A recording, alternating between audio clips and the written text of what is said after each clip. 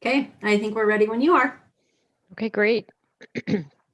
Thank you. So this is the June 2nd, 2021 Hideout Town Council meeting, our continued public hearing on Shoreline Phase 2A amended and Phase 3. Can you guys see my screen? Yes. Okay. Yes. I'm a little challenged. I only have a little laptop screen right now. So trying to do everything on the little screen. All right. I would like to point out that we have Mayor Rubin's no anchor site determination letter available. I'm not going to read it, but it is available on our website, and it's also in the meeting packet. Okay, let's do a roll call for council members. Okay, so Jerry. Here. Ralph.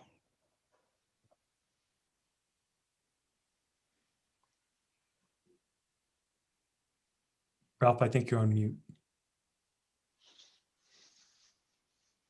Thank you, Thomas. I'm here. Thanks. Okay. Thanks, Ralph. Carol.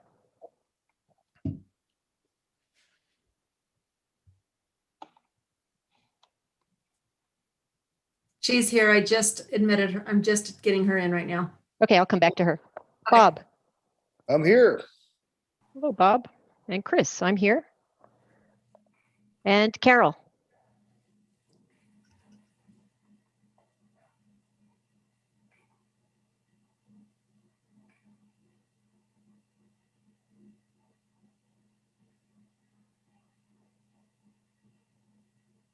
Maybe ask her one more time. I think she just became co-host, so now she can go. Okay. Carol, are you here?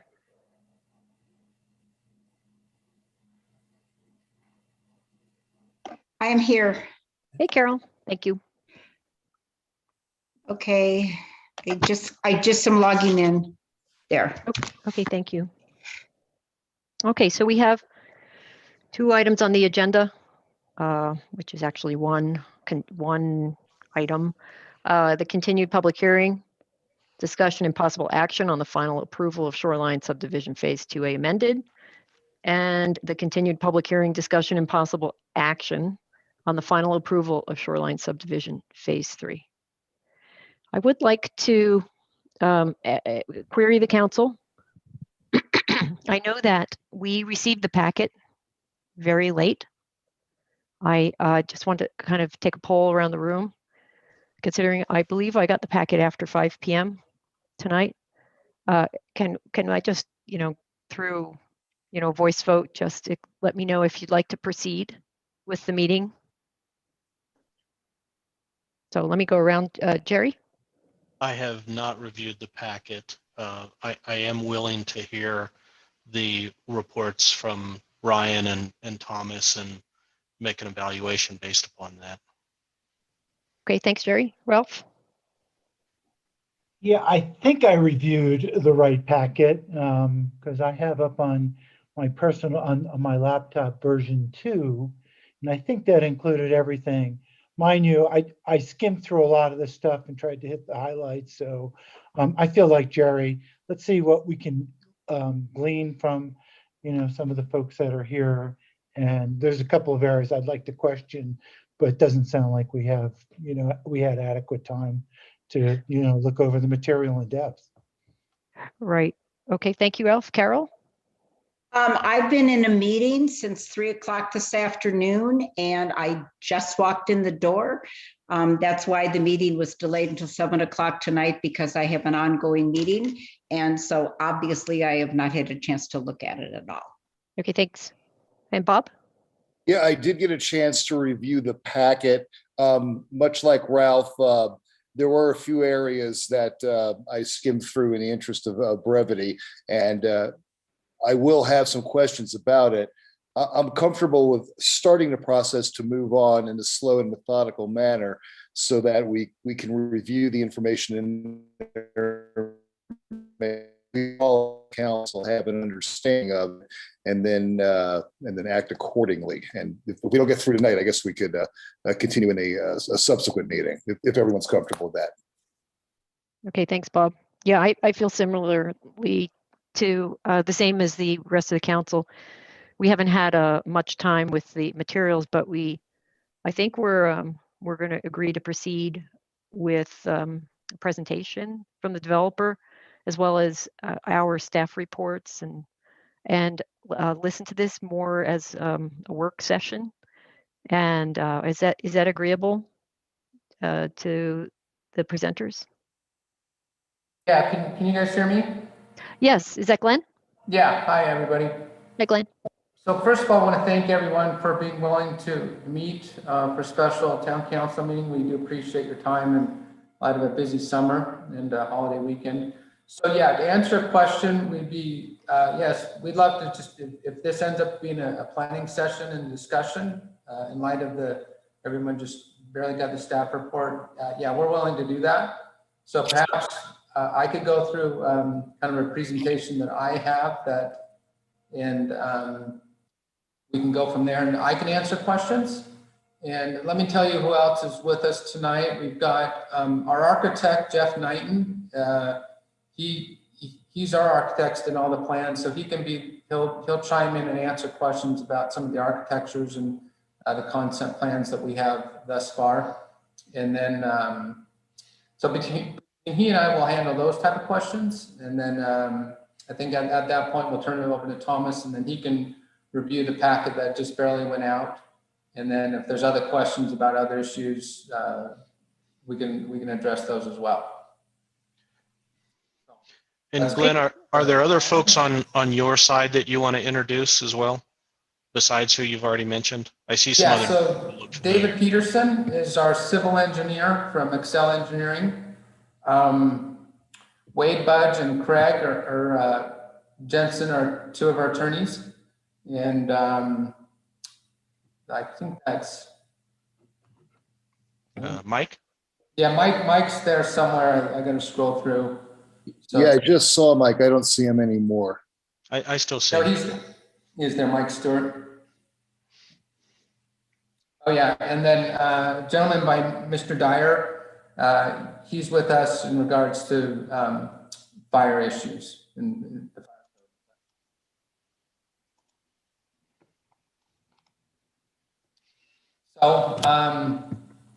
Okay. Any other questions from the council before I ask to turn it over to Glenn for his presentation? Okay. Alicia, does Glenn have the ability to share? He should, yeah. Okay. Glenn, I'll have to see if I can try this. Oh, and also we have Richard. He's a traffic engineer of ours. So he had to be able to address some traffic issues and such. Okay, so I'm going to try to share my screen. I'm of the age that we didn't have internet and cell phones and all that. My 8-year-old knows how to do this with school. So I'm clicking on share screen in this packet. Share. Okay, so did that work? Yep. Awesome. All right, so I'll go. This is 9 pages. I sent it to Alicia, Thomas, and I believe Alicia, were you able to get this packet out to the council and commission members? Yeah, I sent it as soon as you forwarded it. So if you haven't had a chance to get through this, I understand, but maybe we can just walk through this and then I can answer questions as we go. The latter half of this page is the architectural, and then Jeff Knighton can kind of go through there. So I just wanted to give a little bit of a background in history. So this first page is February of 2020, and literally, so well over a year ago is when we started this project. So this would be Shoreline Phase 3, and which is these units up here, and then lots. This was 3 through 16, which is our Shoreline 2A amended. So just a brief background, this is what we originally came up with a concept. So this had 23-foot road width, which is measured from back of curb to back of curb. And that's what's been done in other phases. And that's what is under the vested code when Shoreline vested. So this is what was proposed originally. So You can see we got this little dead end road here and then a little stubby road here. And then the road winds down this way and it actually turned down here to perfect pass lane instead of what it does now. So and then this was a real basic conceptual duplex plan where the driveways were kind of together. There isn't any, well, this had a very small 2-foot jog in between buildings. Pretty boring, honestly. So this was a couple of uphill plans here and here. Again, these are just footprints and placeholders for the first round.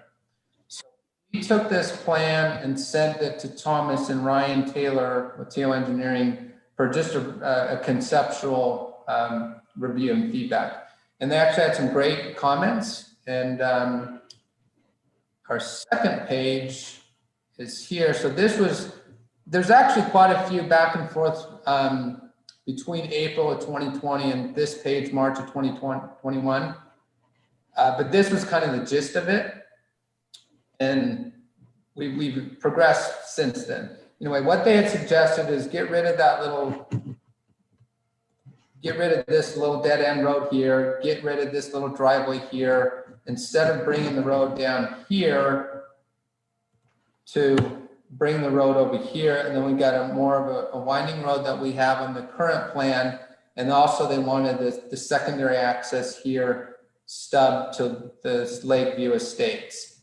At that point, they said, hey, you need to have the 26 feet of road width because that's what the Wasatch County Fire District letter reads. They need 26 foot of road width in its entirety. And so that's what we came to this point. So this is what was on the original submittal, and we've progressed since that point. So let me pause there. Actually, this became lots 2 through 16. So we added 15 units in phase 2A because the road wasn't taking up some space here. So any questions or feedback on these first 2 rounds, or I can switch pages back and forth. So Glenn, I don't want to get too far ahead, but I know that Lakeview has 2 roads stubbed that would meet up with the shoreline. So where is the other one ultimately going to be connected to as well? Or what's the plan with that? So this is the one that would stub into phase 3. Let me see if I can share another page. New share. Oh, so the other one is in phase 2 then, isn't it? The other one isn't. Sorry, Jerry. This is Ryan. The other one is down in phase 2, and so this, so that's already constructed on the shoreline side, and Lakeview will have to tie in, do the construction to tie in there. On Thank phase 3, they'll be built concurrently, potentially. Thank you. Oh, I could find the civil drawings, but this kind of shows what we're talking about. This is the landscape drawing from phase 2 and phase 3. But this has the stub right here for the east tie-in in phase 3. And the other one will be down here, tie-in from Lakeview down here. How do we go back? Whoop, no.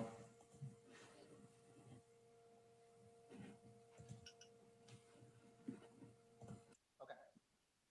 So did that answer that question? Yes, thank you. So any other thoughts or comments? So I'll point out one thing. Like I said, this was a real basic conceptual box or footprint. And there's really just 2 of these 4 plans down here we put together for now, just as a placeholder. Again, back in February of 2020. Then we wanted to have a little bit more leeway on what footprint we could put there, and was just shown on this box. So the whole building would sit inside this box. So I know one of the comments that planning commission, as well as Thomas and others had, is, hey, we'd like to see some, what's basically going to go inside the box. Now, the codes we're vested under doesn't necessarily require that, but we have been making a lot of work, and so that's part of the presentation tonight, what we're proposing that would go inside the box. Any comments on these first 2? Yeah, hey, Glenn, Bob Middleburg. With the modification that you did right here, is that the same number of housing units as before? It's just kind of hard to get a feel for this, so without jumping back and forth between the frames. Yeah, so phase 2A would be, now, I want to point out phase 2, the way it's currently platted, we have 16 uphill lots that are right here. So 2A amended is losing 1 unit. Instead of 16 uphill buildings, we pick up 15 downhill lots. And Glennish last planning commission suggested taking this 3-plex and putting it down here and scooting the 4-plexes over. That's an excellent idea, and we've actually updated that on the civil drawings. Now, Bob, to answer your question on phase 2 or 3, this has 47 lots, which we're still have proposed. That's a good question. This had 46 here, but this only had, see, this starts at 3. So with this, like I said, with this road in the way, we picked up 1 extra unit here. So it might be 1 unit difference. Have to double count. All right, yeah, because I'm physically looking at it right now as we speak. I don't know if you can see that. It's probably a lot of sun glare. So it looks like you still have another row of houses in phase 2 that you haven't started putting foundations or framing yet. Well, the foundation, let me see if I can find real quick. Yeah, I'm literally looking at it right out my window right now. Yeah. Give me 1 second. I'll pull up a phase 2 site plan. And as he's pulling that up. As you're doing Bob, that, I want to let you know. Yeah, go ahead. No, go ahead, Bob. Oh, hang on, I got to change my views around. I can't even see who's talking. Oh, I've lost my train of thought. I apologize. No, you go ahead. Okay, it's Thomas. And just to kind of orient a little bit as Glenn is pulling this up. So phase 2 amended, to your point, Bob, did have those 15, I guess it was 16 at the time. It did have 16 uphill lots. The amendment request for phase 2 was to take those out of phase 2 and put them in phase 3 because they would be on phase 3's road, which is, I think, Saltwater Lane there. And so they will become technically part of the plat for phase 3 because they'll now be on the main road, on a road in phase 3, Saltwater Lane, and they'll be accessed as downhill lots. All right, and that's what I like thought they're I in read when I phase was looking at the. Oh, okay, all right. So the net effect is it's going to be the same number of units, if I read that correctly, based on the material that I got late this afternoon. Yeah, so can you see phase 2 page now? Yeah. So these homes are completed, these are completed, these are almost completed. This is down at the fence line, the front row. Right. These foundations are all in the ground. These are halfway through construction. This building's 4-way. These 2 holes are dug, not in yet. So this is the road that is left to do. So Glennis lives over here somewhere. So 2 through 16, this is the one that's phase 2 AMN and would front off Sailwater here. And again, as they suggest, hey, let's just put this in phase 3 because in reality, the driveways are going to front off the road in phase 3. And then the little dead end down here, that was already stubbed in for that future road coming up, which they suggested, hey, let's do it this way. And we got the mailboxes there, but we're going to leave that little stub there for people can pull off the road for get their mail. All right, well, that part sounds good. I hate to almost bring this up, but I was down there today, taking another look at everything, and I thought there was a regulation that stated you couldn't materially or significantly alter the natural lay of the land, so to speak. And it looks like you guys moved a lot of dirt. Is what I'm looking at right now. I'm literally looking out the window at the phase 3 project. It looks like the the work that he did is raised up significantly from what appears to me the original height of the land. Is that going to be changed at all, or is basically what I see right now what you're going to be building on? Okay, well, a couple of things, Bob. I know the code you're referring to, or the little wording in it, that's in the 2020 code. But however, it doesn't say you cannot alter the native to finished grade. What it is saying, if it changes more than 5 feet, then you need to just be aware of any retaining walls or rock walls and such that may come into play. So it isn't necessarily you can't change the site. You got to be, if there's any steeper grades created, then you need to note the retaining walls that you may have to do. And that's in Thomas's report that, hey, what about retaining walls? And I actually have a 20+ page design and inspection that'll be done from our geotech engineers on any rock retaining walls that'll go in. So, okay. Question? All right, I'll get with Thomas on that. If he can do the thumbs up on that, though, I won't belabor the point. But I do remember when I built my home, we broke ground in 2016, and the town, as well as the HOA, was very adamant that we didn't materially alter the landscape. So I believe that requirement predates many years before the 2020 approval that you got. But thank you. That's one other thing. Do I understand this correctly? What you're presenting right now, all the roads meet the 26-foot width recommendation per the fire marshal? We feel it does, and we'll get into that. It's 6 foot of drivable surface. But before we go all the way down there, let me get into what's proposed for phase 3 currently. Yeah. So Bob, this is Ryan. It'll come up later. There's still a disagreement there to be discussed. Okay. All right. Thank you. Okay. So any questions on, basically it's just history getting to this point. And I just wanted to point out that we have been involved with Thomas and Ryan for well over a year now, and really appreciated their feedback in the first couple rounds. And we're progressing further along it. So let me just click the page. So this is page 3. So this is currently what's proposed. And I had our architect do some shading on the plans, and these are actually different. We have a plan A and a plan B, and then some duplexes can be 2A units, some can be 2B units, or an A and a B, plus we have an uphill plan.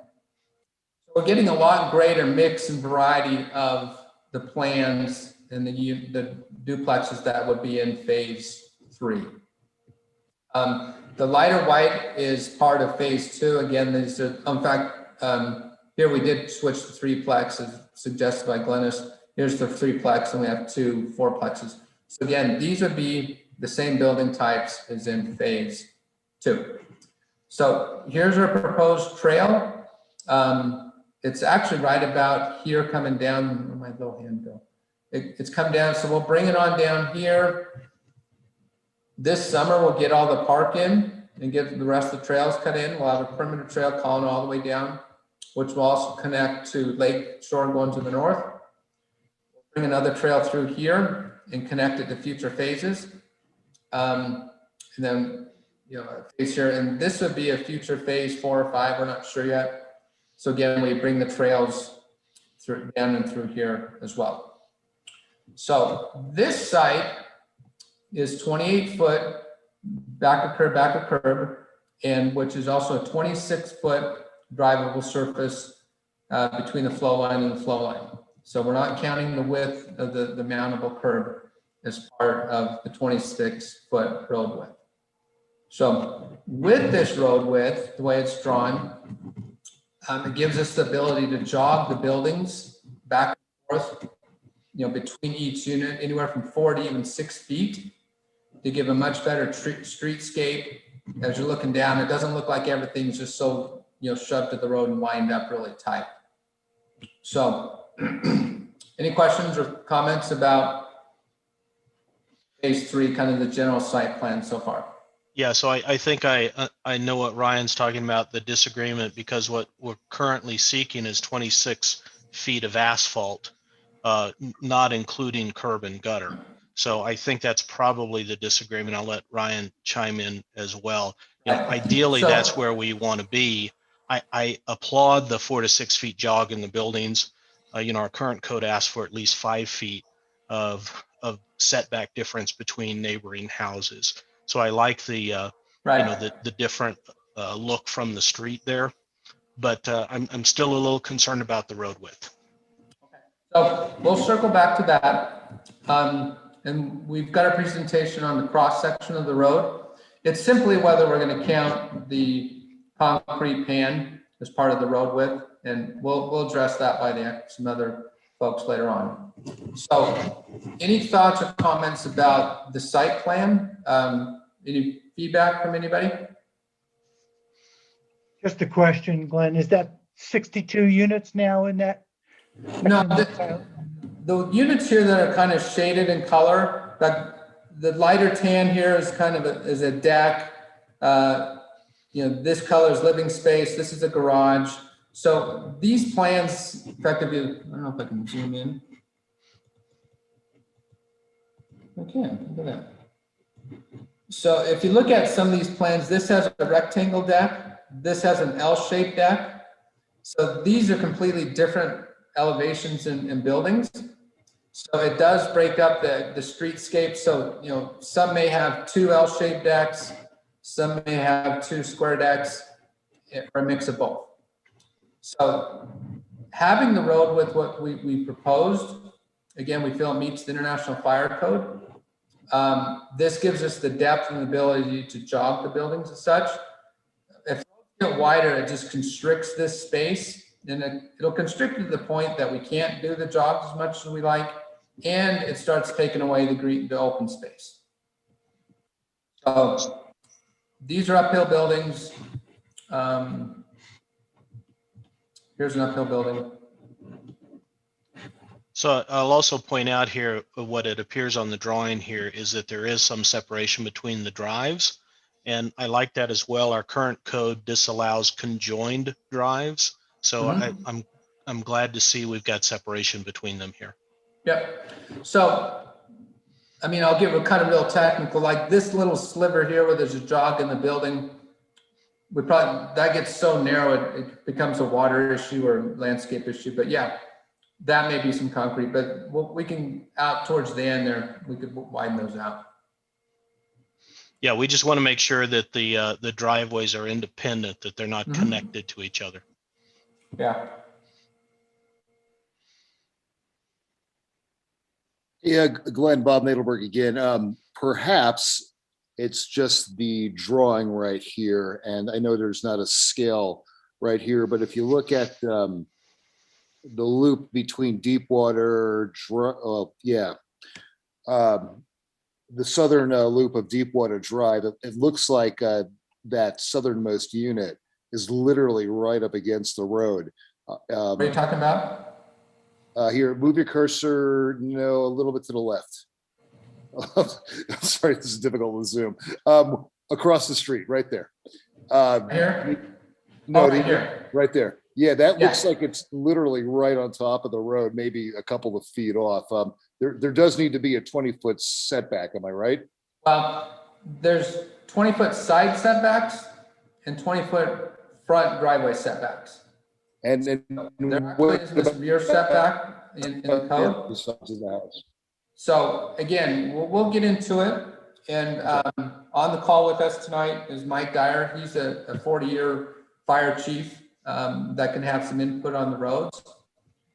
Again, if these kids get any, I still want to point out, round one was 23 foot, which we're vested in. We went to 26 foot, back of curb in March, and we're willing to go another 2 feet and not count the mountable curb. And we're going to count 26 foot of drivable surface. But as you know, this gets really tight in here.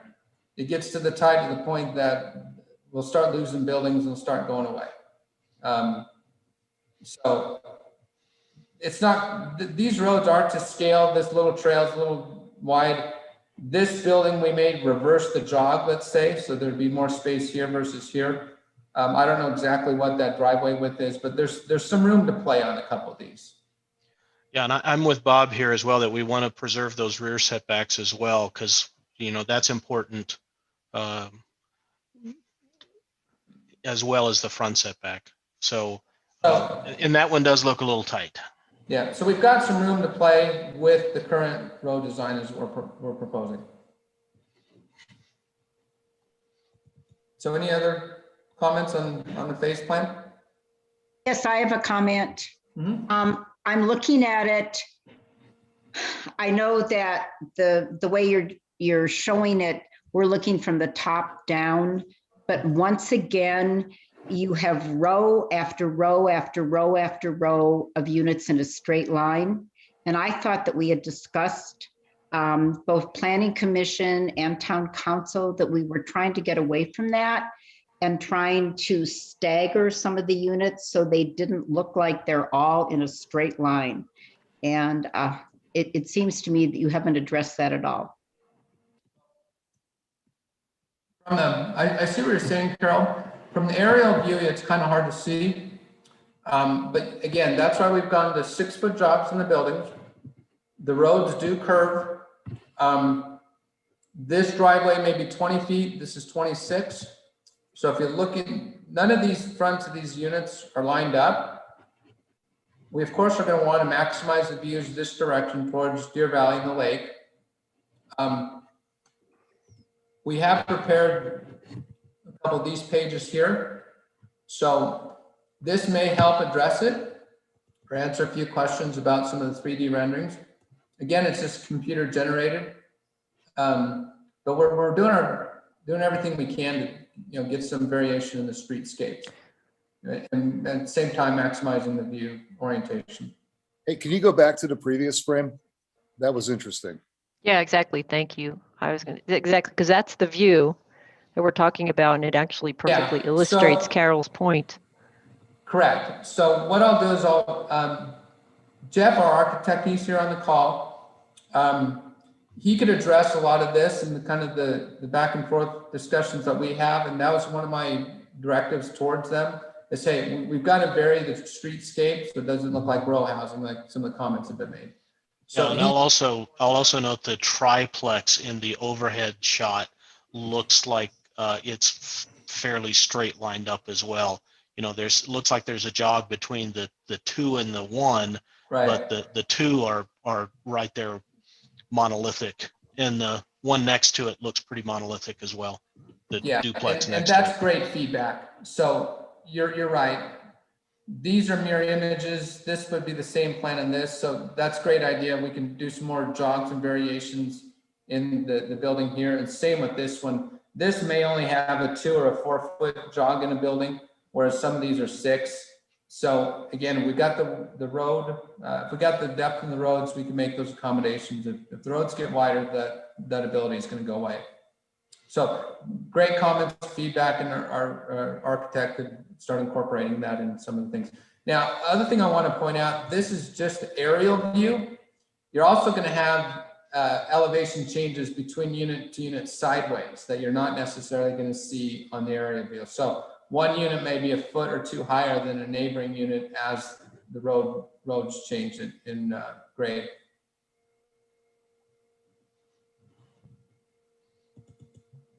Yeah, all those differences add up to make a huge impact at the end. So yes. Yeah. So like I said, tonight it's a planning feedback thought session. So again, we'll take all the comments, we can incorporate those, and we can circle back on June 10th with a lot of the recommendations implemented. So any other comments from the aerial plan view? Okay, so Jeff, are you around? Yeah, I'm here. So Chris or Alicia, let me turn this, I'll stop sharing. And Jeff, you've got the packet that I have. I don't know if I've got the drawings that we sent over to you. Let me shoot it. Are you at your computer, obviously? Yeah. Let me email it to you real quick, and then you can open up. You can scroll through the same thing I've been scrolling through. Okay.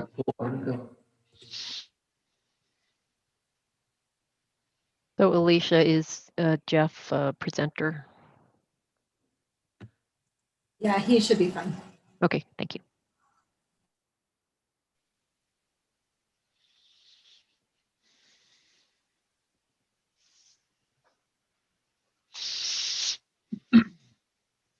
Yeah, and while I'm waiting for this to come through, I can start talking a little bit about some of the concerns that you guys brought up regarding the, having the units kind of in a line on the road.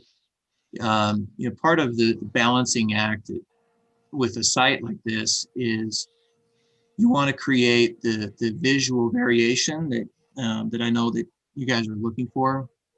We also are trying to not, to the comment previously about the existing topography, we're trying to work with the existing topography and not carve up the mountainside, with a lot of grading to, to pull roads and building pads and stuff like that in different configurations. So we're trying to follow the topography as much as we can of the mountainside. And we also, while also the real magic of that site are those views, so we're trying to preserve and maximize the view corridors, for each of those units and the experience being in those units. And that honestly kind of drives a lot of the design thinking for the project, is how to really maximize the views and the experience being in those units, and seeing the reservoir, seeing the mountains. And that's driven a lot of the site design. It's driven a lot of the design, of the units that we're, as Glenn mentioned, we're kind of at the concept stage still of working out the elevations and addressing some of the concerns about, the massing and the jogging. And so we're trying to balance that, and keep the architecture of the buildings. We don't want to add just gingerbread, right? We're trying to keep let the architecture, the simplicity of the architecture kind of focus around the views again and the experience, and not having tall elements on the units below that would then block views from the units above, and trying to keep things pretty clean and minimal and contemporary. So there's obviously a lot that we're trying to balance out, and obviously, as Glenn mentioned, we're eager to hear your feedback as well. And I got the email here now, so let me try to go to share the screen. Jeff, I appreciate those comments. I'll add one more design consideration to this as well, and that is the view from the reservoir. I use it quite a bit in looking up at what's currently there in Shoreline Phase 2. It's very monolith from the reservoir. It may not look that way from the front, or it has some of that from the front, but from the reservoir side, they really look like they're all the same after same after same. So varying the view from the reservoir side as well, I think, is something we want to strive for. Okay, yeah, that's a good point.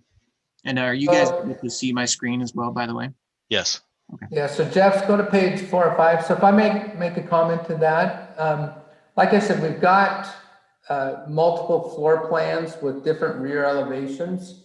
So to your point, that variation should be taken care of more so. Now, I just want to also point out the colors on here are not real colors by any means. These are just default colors that the computer pulls in. We will have professional design colors, stone, real wood, stucco colors, and we are going to go to DRC with multiple color variations to really give a lot of change and variation. So please ignore the color. These aren't real colors. So. Yeah, they're kind of placeholder colors that we had to use just in the interest of generating, some kind of a conceptual image. And I can kind of cruise through here a little bit as far as kind of where we're headed with the architecture. I've got for each of our building configurations, there's a front, and a rear kind of 3D perspective. This is what we're calling our AA building. So as Glenn mentioned, there's 3 different units. There's 2 downhill units, one that's a larger unit, and one that's just slightly smaller to kind of provide some options for buyers. And then we have the uphill unit is kind of the 3rd unit. So on this building, this is where we have the 2A units side to side, and kind of what we're looking at for that, featuring more of kind of the butterfly kind of roof configuration from the back. On this, that would be an AB. So you'd have an A on one side, then you have the B on the other. We're kind of playing with with the massing a little bit different from the AA, but still similar. We're trying to make them look compatible and relate to each other, but offer some differences. This elevation, the CC, this is where we have the uphill, right? So they're both uphill units. So the front is where you have the garage, and then the deck off the front that has the view of the lake, and then with the back being on the uphill side. That as probably goes without saying, but just due to the nature of uphill downhill, we don't have another configuration for that in conjunction with it. We don't have an AC or a CA type of configuration. Then this is the BA, where we just have the B and the A kind of flop sides a little bit, and then the BB option that doesn't have any of the butterfly roof configuration, more of just the shed style.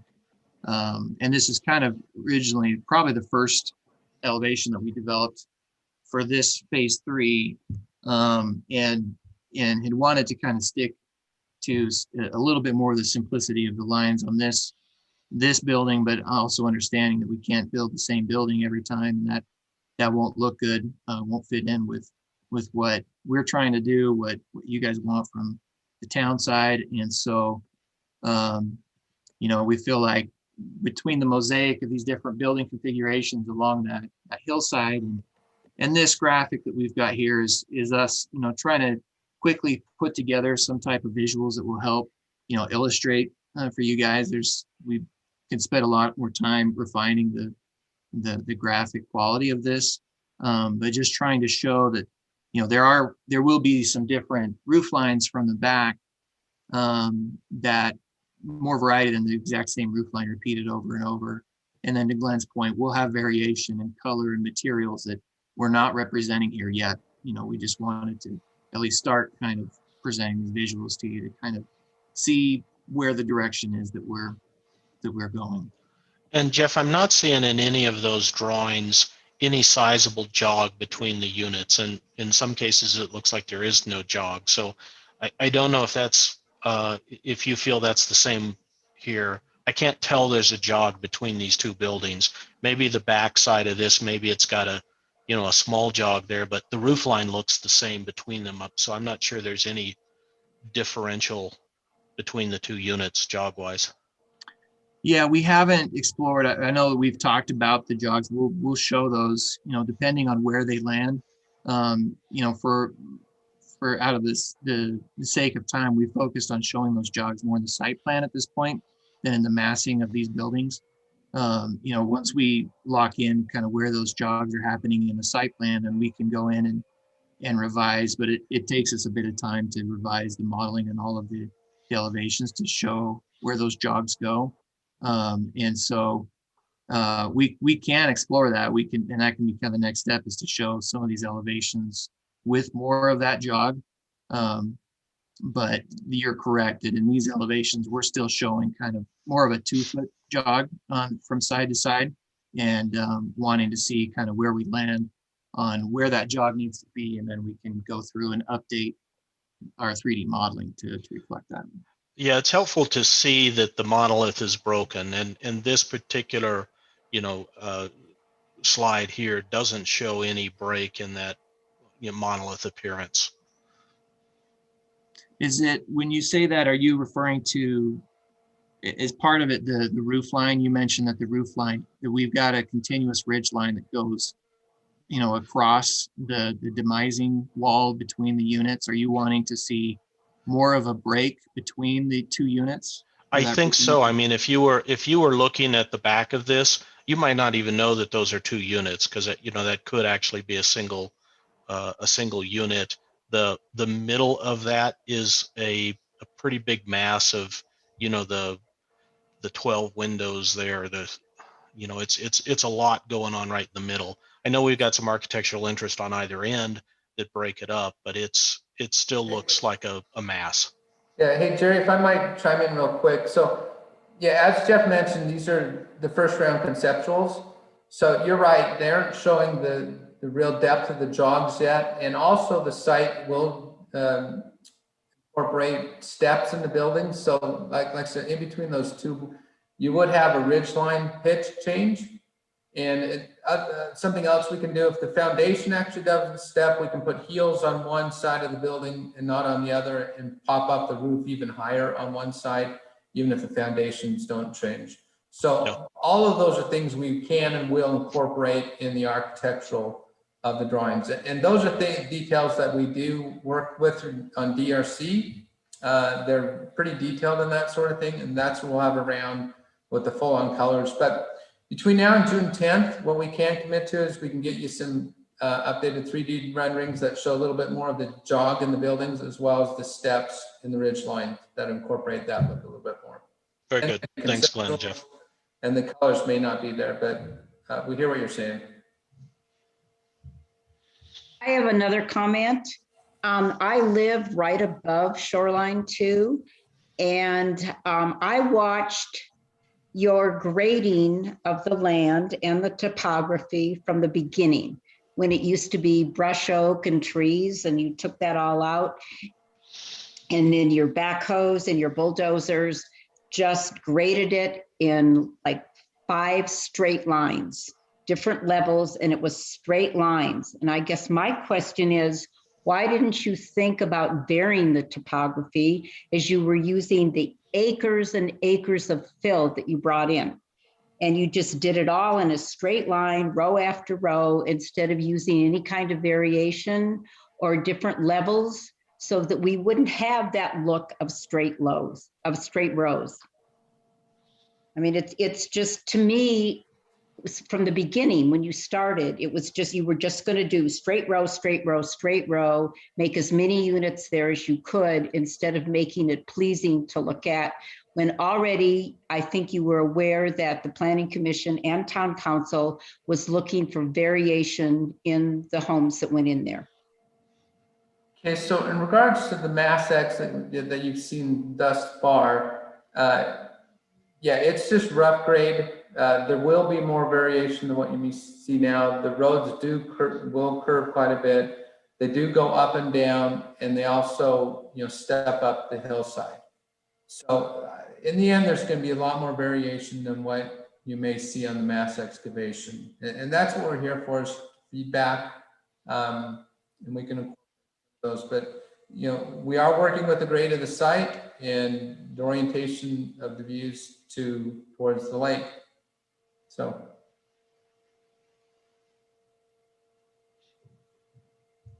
Yeah, Glenn, this is Bob. I think Carol reiterated in a better way what I was trying to tell you, is that it looked like I'm like I said, I'm literally looking at it right out my window right now. The view. I am too. I'm surprised that actually passed the DRC. Because it looks like the original landscape was significantly altered in certain spots. So I think that's what part of the concern.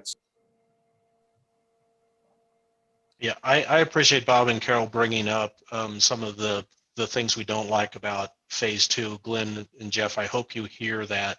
And as we move forward, we're looking to solve some of those, past issues that the town has with phase 2. And moving forward, we're going to do things different. Right. Well, that's why we're here, to hear the feedback, and we can incorporate the feedback where we can. So we appreciate that. Jeff, was there any, is that the last page on that? Yeah, that covers as far as what we had, architecturally, as far as the elevations go. Okay. So any questions for me or plan or architecturals? Again, we'll step the buildings, we'll jog more, we'll get more variation in that. So, okay, so. All right. So Alicia, I'm not sure. Nope, who's nope. running, Alicia Jeff. or Chris. Yeah, this is Chris. So I think Thomas. So Glenn, I'll take over now. Oh, okay, sorry. Thank you. You don't need to facilitate our meeting, but I appreciate you doing your presentation. All right. So I would like to hear from Thomas and Ryan. I know we received reports, and I can tell you I was not able to read either of them just because of timing today. So Thomas, would you be okay stepping up now and presenting your report, your staff report to the council? Sure, I will walk you all through that staff report. Some of the issues have been addressed by Glenn in terms of outline some of the work that he's put into some of the architectural elevations, the jogging, et cetera. But I will walk through that very quickly.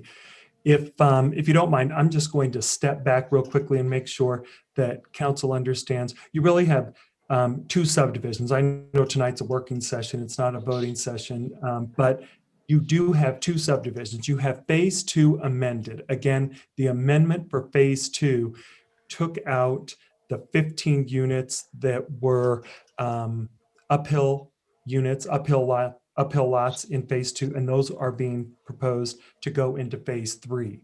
So phase 2, Glenn, correct me if I'm wrong when I make this statement. I think phase 2 was originally 47, I'm sorry, I think it was 62 minus 15. I think so now you'll have, I think, 47 lots in phase 2. Is that correct? Phase 2 amended?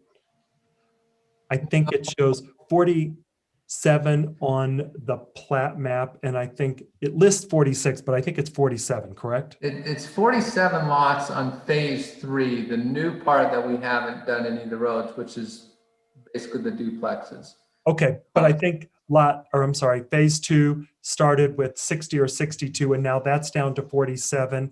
And then phase 3 has 47 lots plus the 15 that will be added from phase 2, correct? That's half correct. So phase 2 originally was 103 units, and that was that phase 2 site plan that I had up.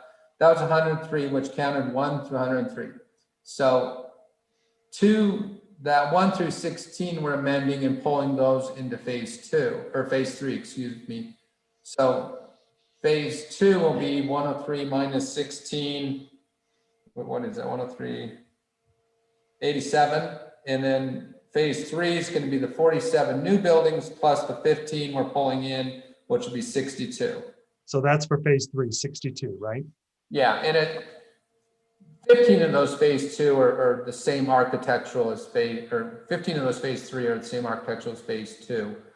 It'll still be part of the phase 2 HOA and the whole look. It's just the plat will show them part. So just so I'm clear, it looks like we haven't changed any of the ERUs between 2 and 3. We've just moved some units out of 2 and into 3. Is that a fair statement? That's a fair statement, and by doing so, we drop 1 unit. Okay, so the ERUs did change, but it changed by removing a unit or 1 unit less. Yeah, so that 1 unit will go back into the bucket of the overall. Okay, no, that makes sense to me. Okay, I just wanted to make sure that the council understood that really there was that there is a phase 2, there is a phase 3. The phase 2 amendment is to basically put some of those lots into phase 3. Glenn and I can confer over the course of the week, and we'll make sure that we have the exact numbers. I just want to make sure that I have that clear for all of you and myself as well. Everybody knows the locations. But again, this area right here is the area that's kind of moving from phase 2 over to phase 3, just to be clear. Let's see, pursuant to the review with the planning commission, some visitor parking was added into phase 2. I think you've now included 12 off-street parking spaces, you said, Glenn. I think we tabulated that correctly. And that was the, I think, primary addition for phase 2. Most of phase 2, as you all noted, is already built, except for those 15 that are transferring to 3. So with that said, unless And go ahead. phase 2 overall, I believe, has 48 parking stalls. So your number 3 item, phase 2A amend would be, I mean, there might be, I'm not sure exactly whether I'll count. What I do know is phase 2 overall is gonna have 48. Phase 3, the new section will have an additional 28 parking stall, guest parking. Okay. I will count that with you. I think what we were looking at was the amended portion, but we'll give the total on that. Yeah, and we try to just space them where they, we're not going to put them all in one spot like a parking stall. We're trying to space them around. No, that's smart. And I thought those were well laid out the way you had proposed those into phase 2. With regard to phase 3, that's really the impetus of the council's review, I think, tonight.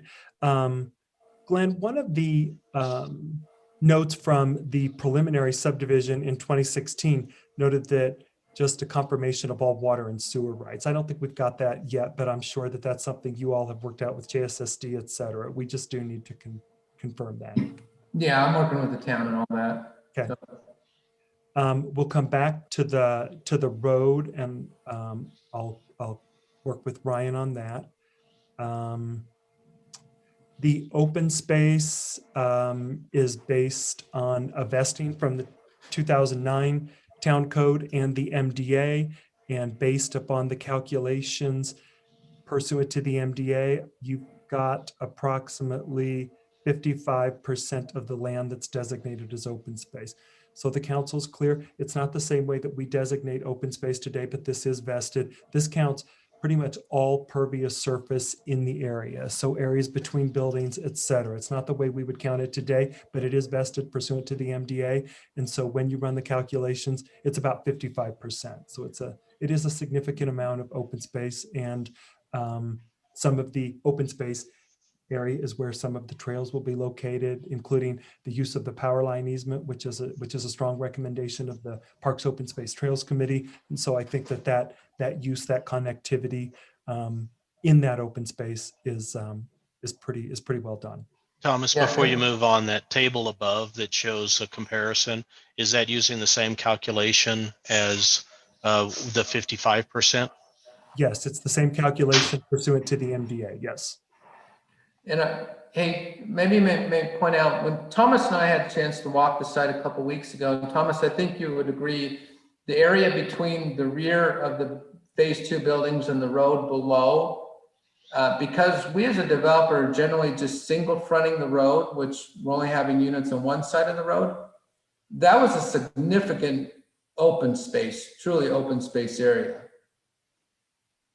That's right. So for clarification, what Glenn is saying is where often a road will be loaded on both sides with driveways. Throughout this proposed subdivision, it's loaded on one side. So the opposite side does provide for a significant amount of green space, of open space. Yeah, and in phase 2, we have anywhere from 60 to 80 feet between the backs of the buildings and the road below, and that entire length of that road, that's well over 1,000-foot road section. So you times that out, that's pretty significant space. And in phase 3, we've generally done the same thing. We've single fronted the roads.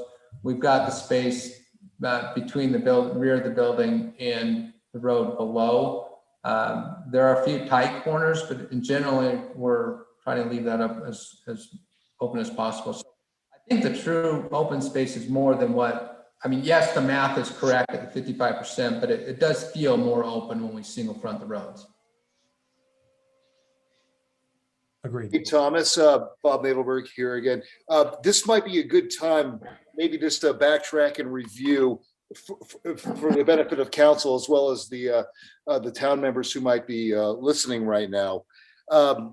can you just kind of give us a refresher how the open space is calculated based on the MDA from 2010?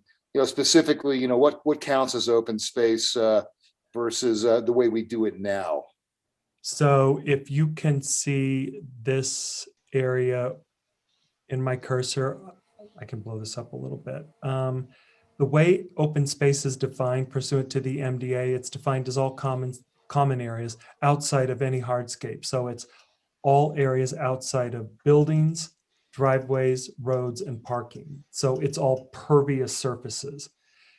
Today, pursuant to the 2020 code, we look at open spaces, that land that hasn't really been disturbed, that hasn't been impacted by construction, et cetera. So today we would,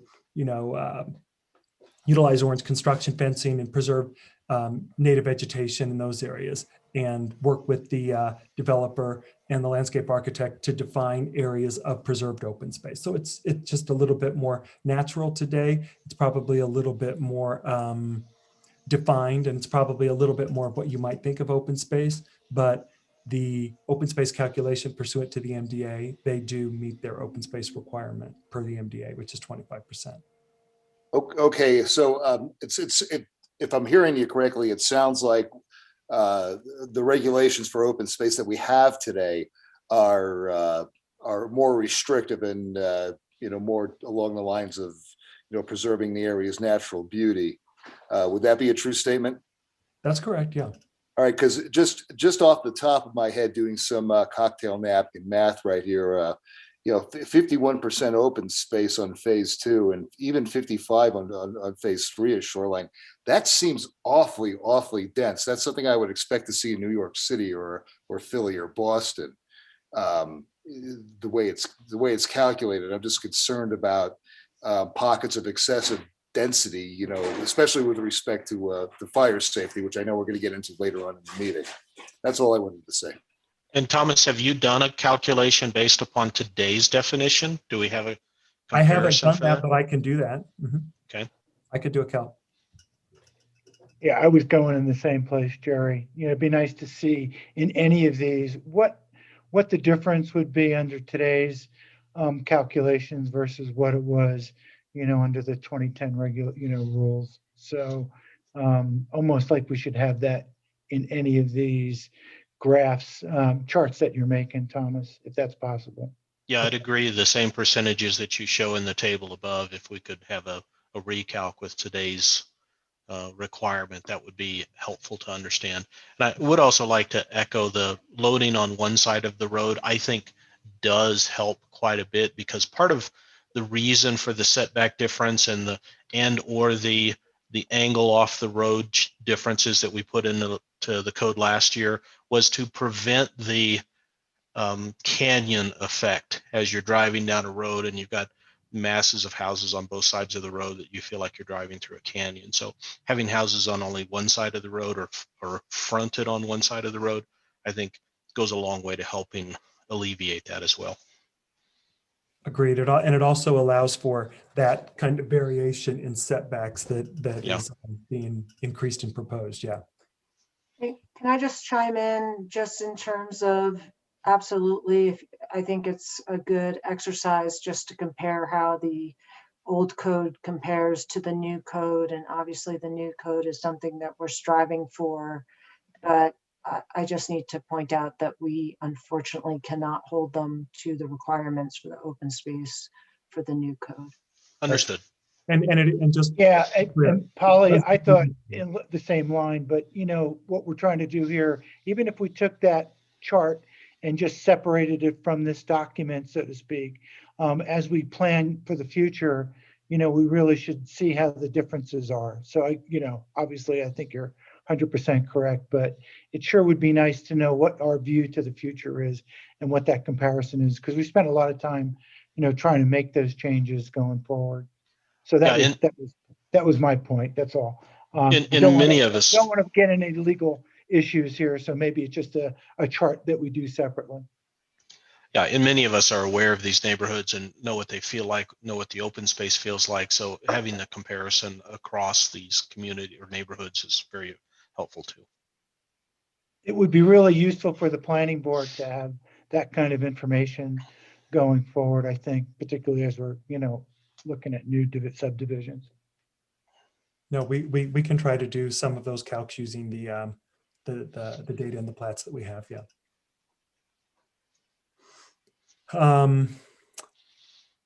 I think Glenn walked you through the trail system. The trail system has been expanded a little bit from what we had seen a few weeks ago with the Planning Commission. And again, there is kind of that trail along the north side from Shoreline over to Upside Drive. That is probably the main connection to get Shoreline, and even, I suppose, Lakeview Estates could use that to move into the trails that do connect along Shoreline. And then there is also a north-south trail that runs along Deepwater Drive. Again, it follows the utility easement, which is wide open and green space. And so it's a pretty good use of that. And that was also recommended by, or in the Parks Open Space and Trails Master Plan. And So those are all public trails, right? those are public trails, yes. Okay. Yep. Is the park also public? The park is the park down at the Aspen Grove area. Yeah. It's two. Glenn? Well, a couple Yeah. clarifications. The trails will be part of the Hideout Canyon Master HOA. So when you say quote public to everybody in Utah, sure, anybody can use it, but legally they're going to belong to the Hideout Canyon Master HOA. So the park itself is part of Shoreline Phase 2. However, that will be all available to all Shoreline and Hideout residents. I mean, we're not going to have a committee to check your address or anything down there. So sure, on one thing you can say, yes, it's open to all Hideout Canyon residents. So just regarding the trails, Glenn, by the very fact that they're not designated as public, we will be unable to connect into the state park from any of that area. So maybe Chris, you and I could get together and, I'm not in the loop about the state park and the trails, that I know you're on the trail committee. So, maybe we could take a look at that. Yeah, if there was ever a desire to be able to get permission to connect into the park, in other words, opening up, the current fence that's there mostly legally and legally connecting. Legally It would have to be connected, yeah. through a public trail. Sure. Dedicated to the public. Yeah, that's something we could take a look at, and I'll be happy to meet. When you say, I think we're all very aware people are using the state park trails every day. So. Yeah, yep, and especially with Phase 2 that you're already, in progress on. I know there's a break in the fence. Yeah. Because I've gone through it myself. Yeah, and just to check it out. Just to check it out. And, hey, this is Phase 2. You can't. We're not seeing. Glenn, it would be really important for our relationship with the state park to, instead of making a legal, entrance to the park, to actually work out a proper deal to gain access, and we would require I think a trail that's dedicated to the public inside your development. Okay. Yeah, that's something we can take a look at. Okay. Thank you. Chris, to that point, are you suggesting that break in the fence be remedied so as we don't offend our state park neighbors? Absolutely. We have to fix it. You're not allowed to enter the park except through the trailhead entrance. And technically, legally, the park is a fee area. So you should have a pass to go into the park. We've had discussions back and forth about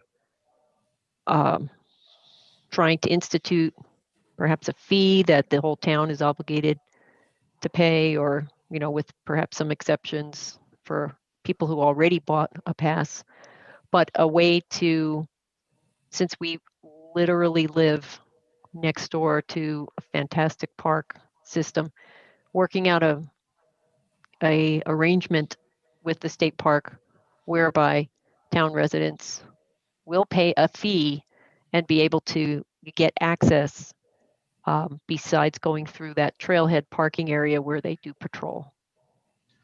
So Glenn, is So- that something we can ask you to take on, is repairing the fence gap? So I don't want the park to come to us at some point in time and say, well, hey, you guys have been abusing this, and we don't want to negotiate it now that there's been an abuse. I'm sorry, is that a question for me or for Chris? Yeah. Well, good for you, Glenn, because Yeah. the break in the fence I'm talking about is right off of the emergency access road, that white Right. gravelly road. Right. So that fence doesn't belong to us though. But by nature of you putting in that emergency gravelly road and building all the homes there, So you have, if you want me to, sure, we can repair the fence, just put the wire back and stretch it back, but I imagine it'll just get torn down again, but we'll be happy to do whatever you feel. yeah, I think, Jerry's got a point here. So that we don't ruin our potential negotiations with the park, we just need to be good citizens Sure. and do what we can to discourage unauthorized access to the park Yeah. from shoreline. And we'll ask the same of any other developer along that fence route. Yeah. When Lakeview starts, if the same happens, we'll ask that developer to make repairs to Yeah. the fence as needed. Yeah, because I just want everyone to know, we didn't tear it down. It was there when people were doing it, but we'll fix it. Thank you. That actually brings up another question about the park. And I did ask Ryan, our engineer, about this last year when it happened, but there was some spring that apparently was natural spring that was, I'm going to say, disturbed by development, which ended up flooding an existing trail in the state park. It looks like some action was taken to try to dig a trench to reroute the water so it wouldn't go over the trail. Then we actually had a trail maintenance day last summer and continued to try to fix the trail with some gravel. But that was an issue that emerged from the original construction in phase 2. And how do you respond to that, Glenn, as far as diverting a natural spring which ends up flooding a downstream property that's not yours? So I'll be happy to meet out on site and we can take a look at it. So as far as the underground water, it's been discharged the exact same spot. It's always historically crossed the property line. We didn't modify that at all. So we didn't put the trail in on I guess that's the west side of the fence. And you can see some of the native vegetation that's there. Whoever put that trail in basically put the trail in where it's historically had water. That was nothing to do with us. We discharged the water where it's always historically been discharged.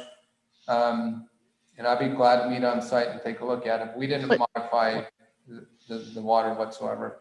Well, I can just say from observation that until the excavation started for phase 2, there was no problem with that trail. And that trail's been in for more than 4 years now. Maybe it's longer. And it corresponded directly with some excavation that was happening. So yeah, let's definitely meet about that and see what remedies. Chris, I'll shoot you my phone number and email on your town email tonight or tomorrow morning, and be happy to meet up on site, take a look at it. Yeah, and I'll ask that Ryan be there as well, because Ryan and I had an email phone call discussion about it at the time. Okay.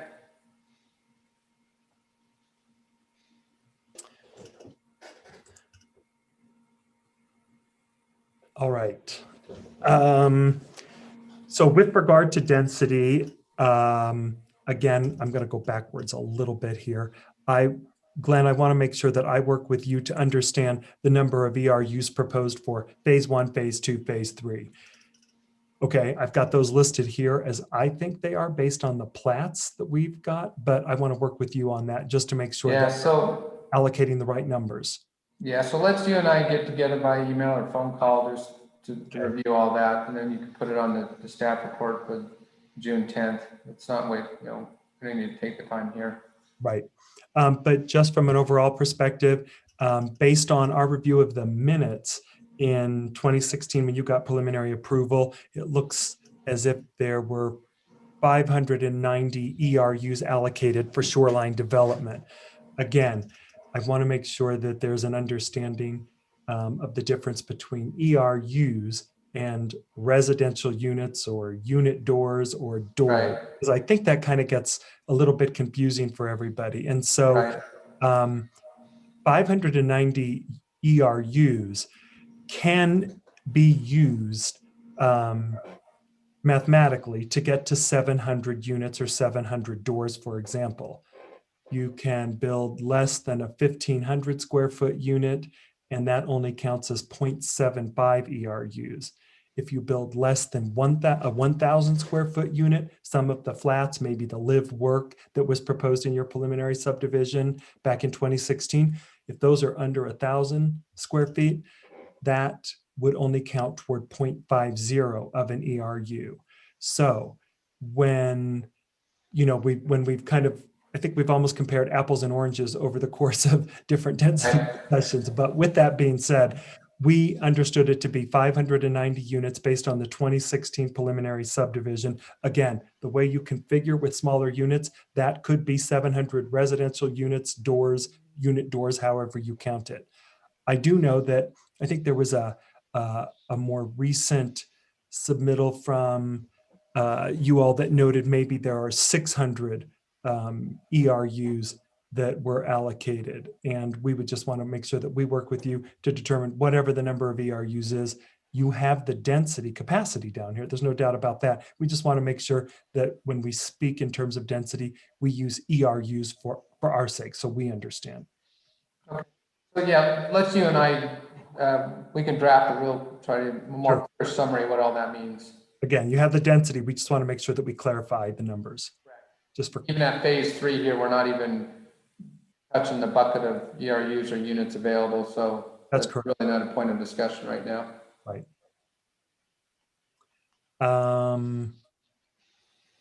Glenn, you and I had at the Planning Commission meeting a few weeks ago, there was a discussion with regard to the amenities, the commercial amenities, because right now there are none indicated in the RSPA or the MDA. And you had indicated that you intended to incorporate some commercial amenities into maybe phase 4, phase 5, and potentially those amenities would probably be maybe located or maybe configured in accordance with some of the other amenities that were proposed, the splash pad, that kind of community center. Is that potentially a direction you're still thinking of going? Because I know you said you were willing to amend that. Yeah, let me find, where's that color?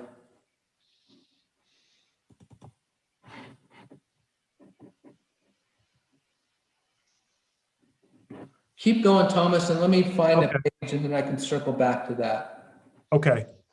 Hey, Thomas, this is an area, do you want to circle back to this, or because this is one of the 3 areas I had some questions on myself in regards to what's required previously and what's required now, and what was agreed to and committed to in terms of any of the getting to that ground where all 4 areas are covered off: retail, think dining, entertainment, etc. What was committed to, what should be committed to, and what's the requirement?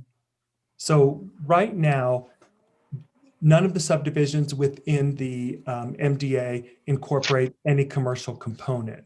And so that area is still lacking.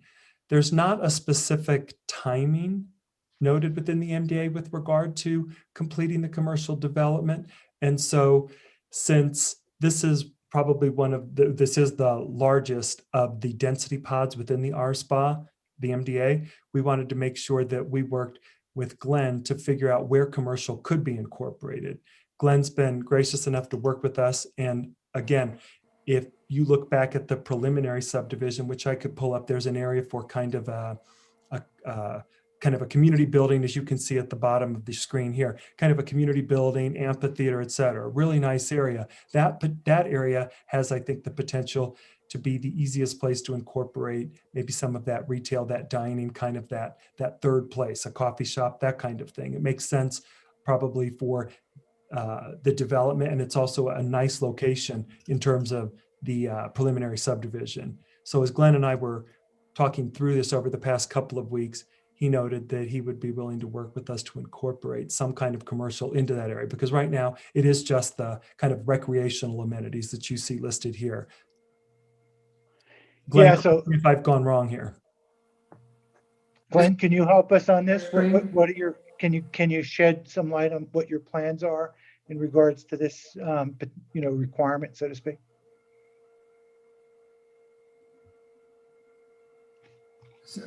Say again, I'm sorry, Ralph.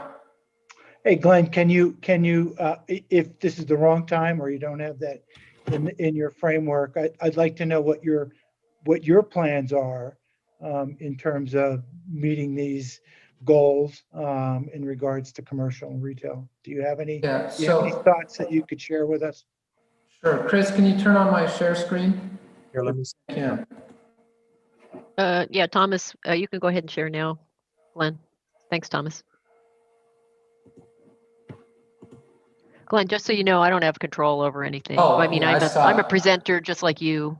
I'm learning how to use this for all my poor kids know how to lickety split. So, Well, now you're an expert and you did it in public.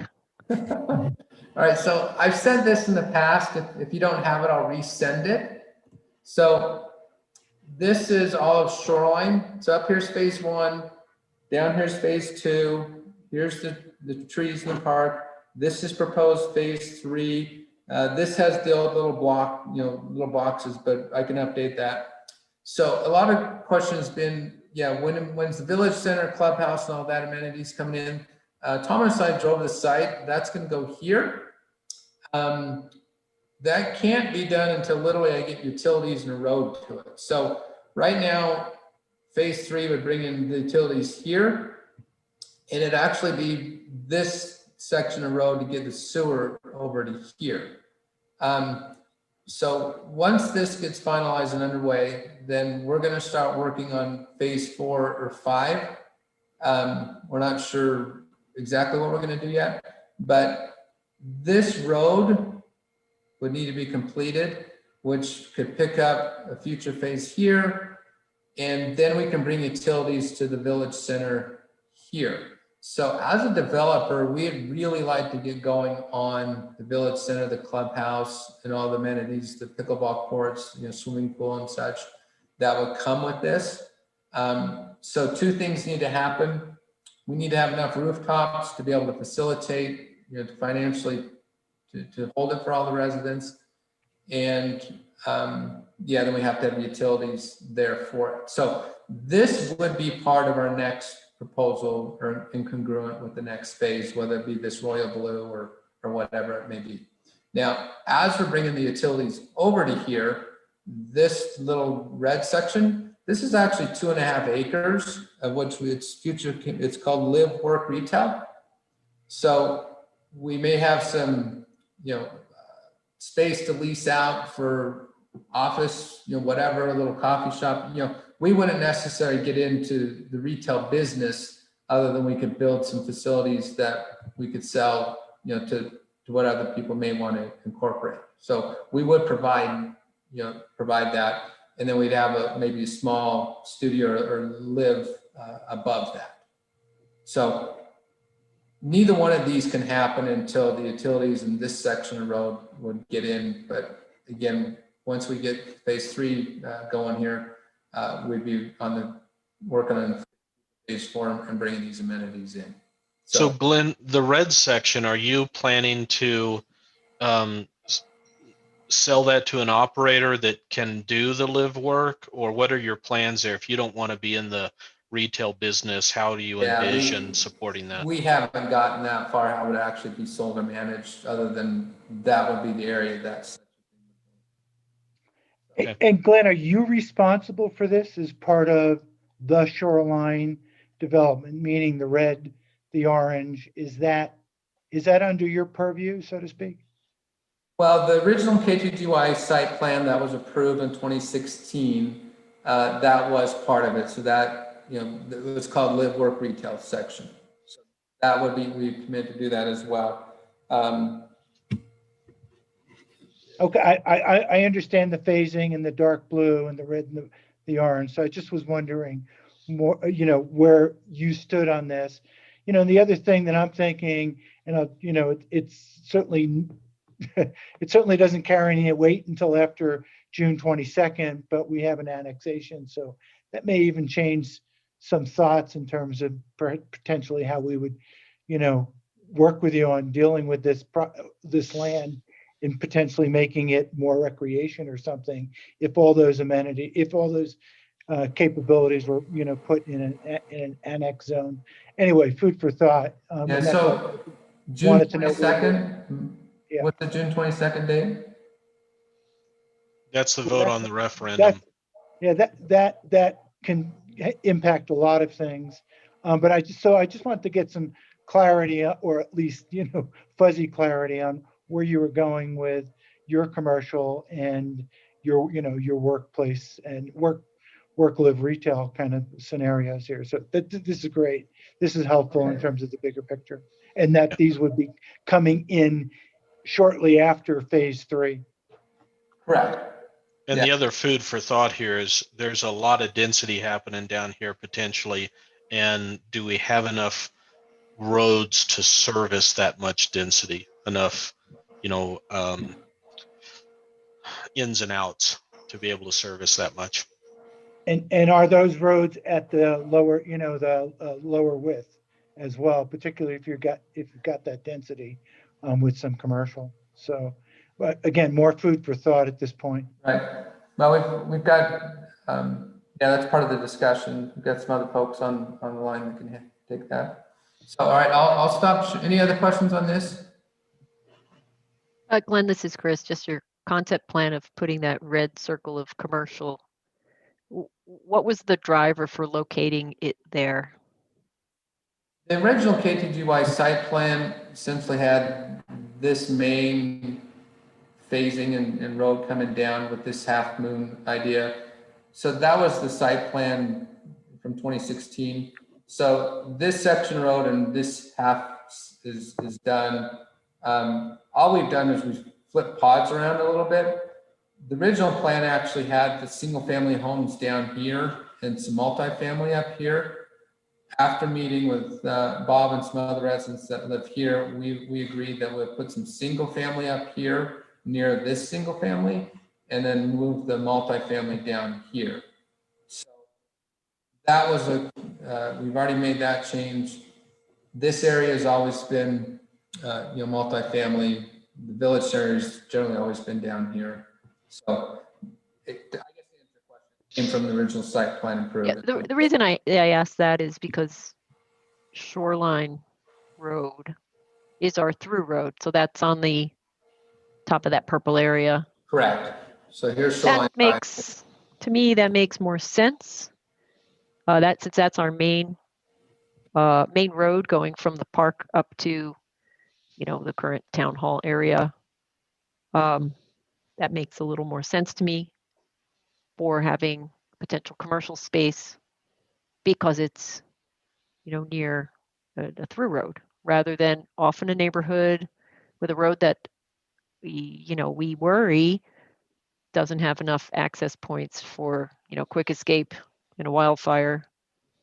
So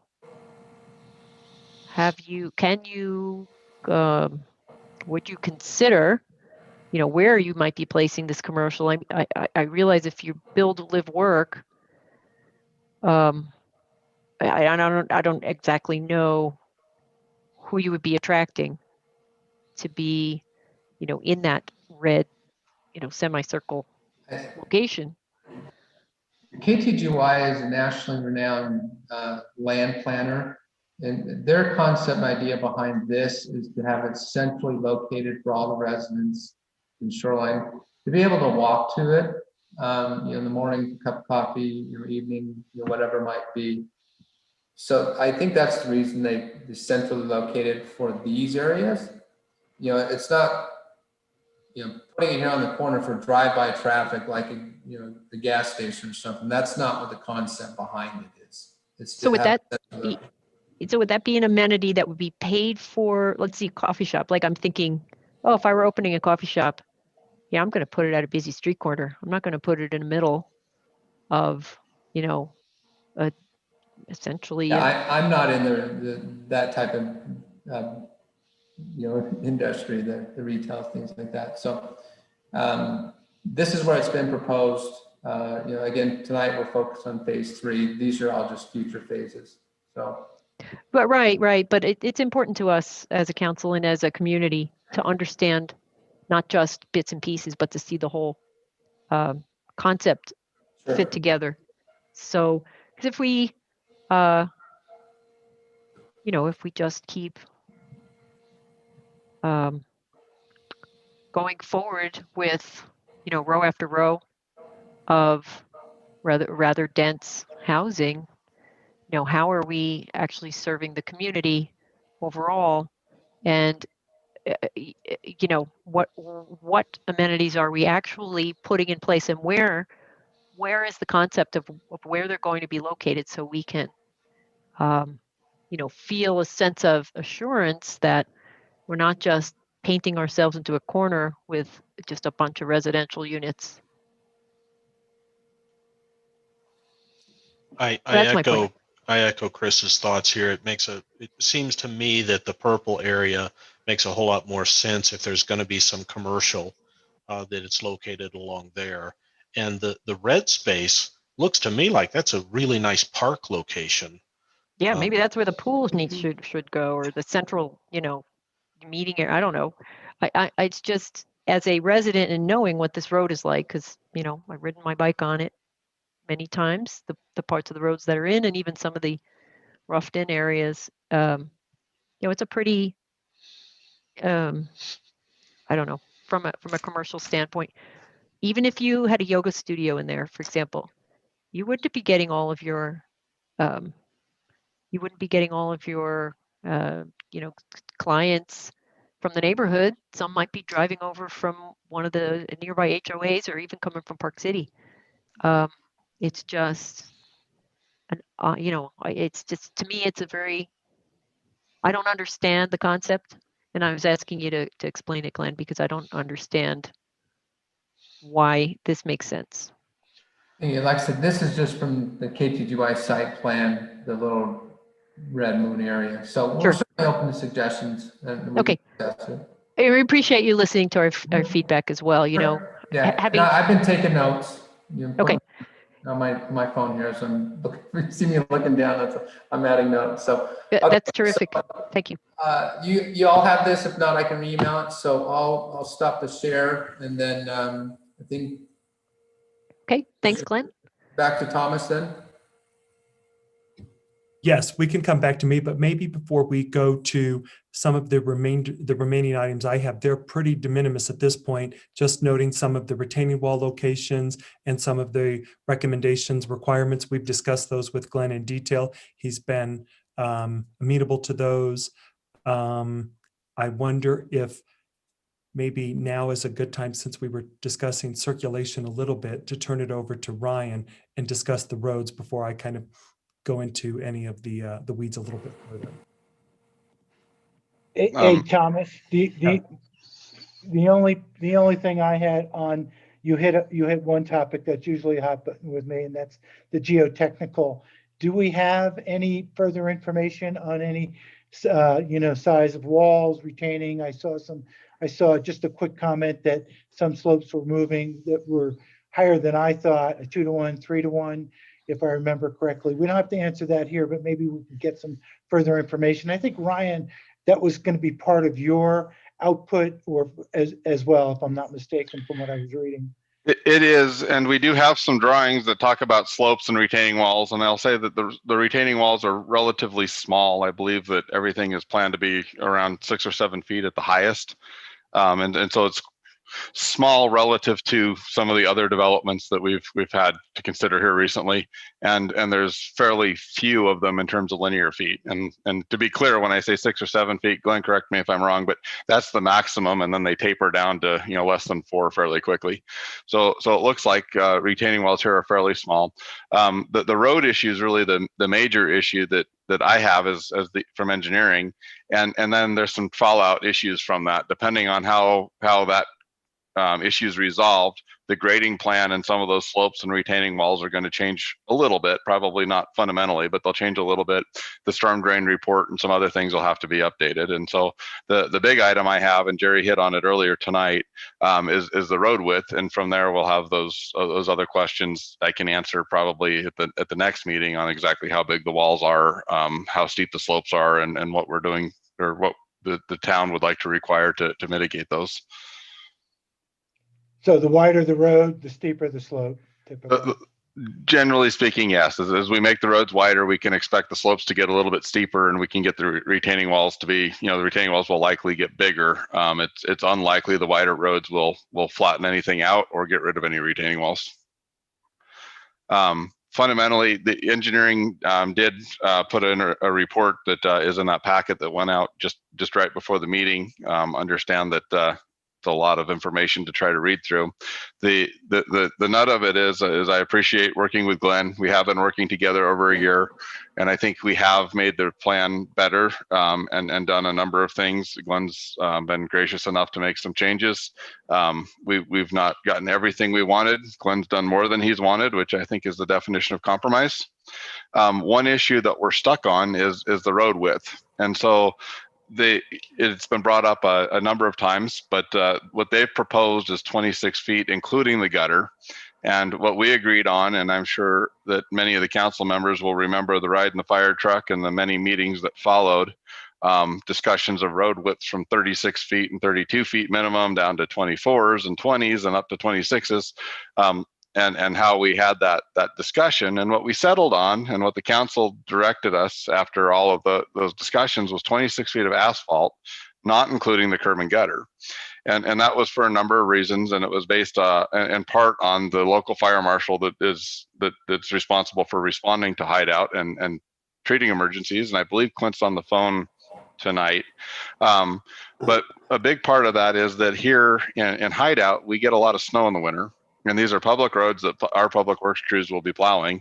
And it's hard to plow the road all the way to the edge of the curb and gutter. And even if we do, we get snow melt, and some of these roads are flat. And so for many portions of the winter, we'll have ice and snow in the gutter. And that makes it hard to count it as a drivable surface, because they can't put their outriggers down and they can't do certain things. Certainly you can drive over a little bit of ice. I'm not making that statement, but you can't put outriggers down. And then just the training of the Wasatch County Fire, and Clint can speak to that more, is that they don't use the curb and gutter.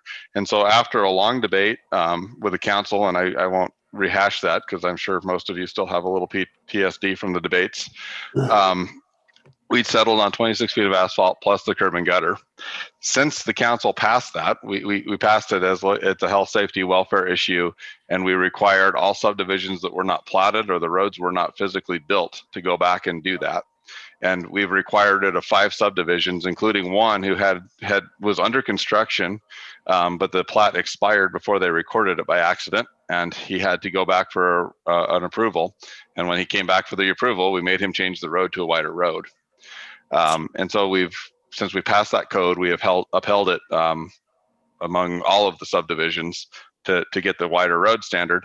And this one has become an issue. The applicant feels, and then I'm sure they'll explain this here in a minute, that 26 feet from flow line to flow line meets the standard or the intent of the code. And as we discussed at length, and I won't reiterate again, we feel differently, and we're kind of stuck there. And until we get that down, we're talking about a 18 inches to 2 feet of road width.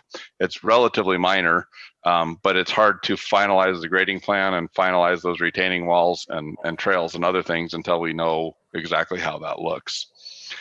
And so with that, I'll stop talking and let the council ask some questions.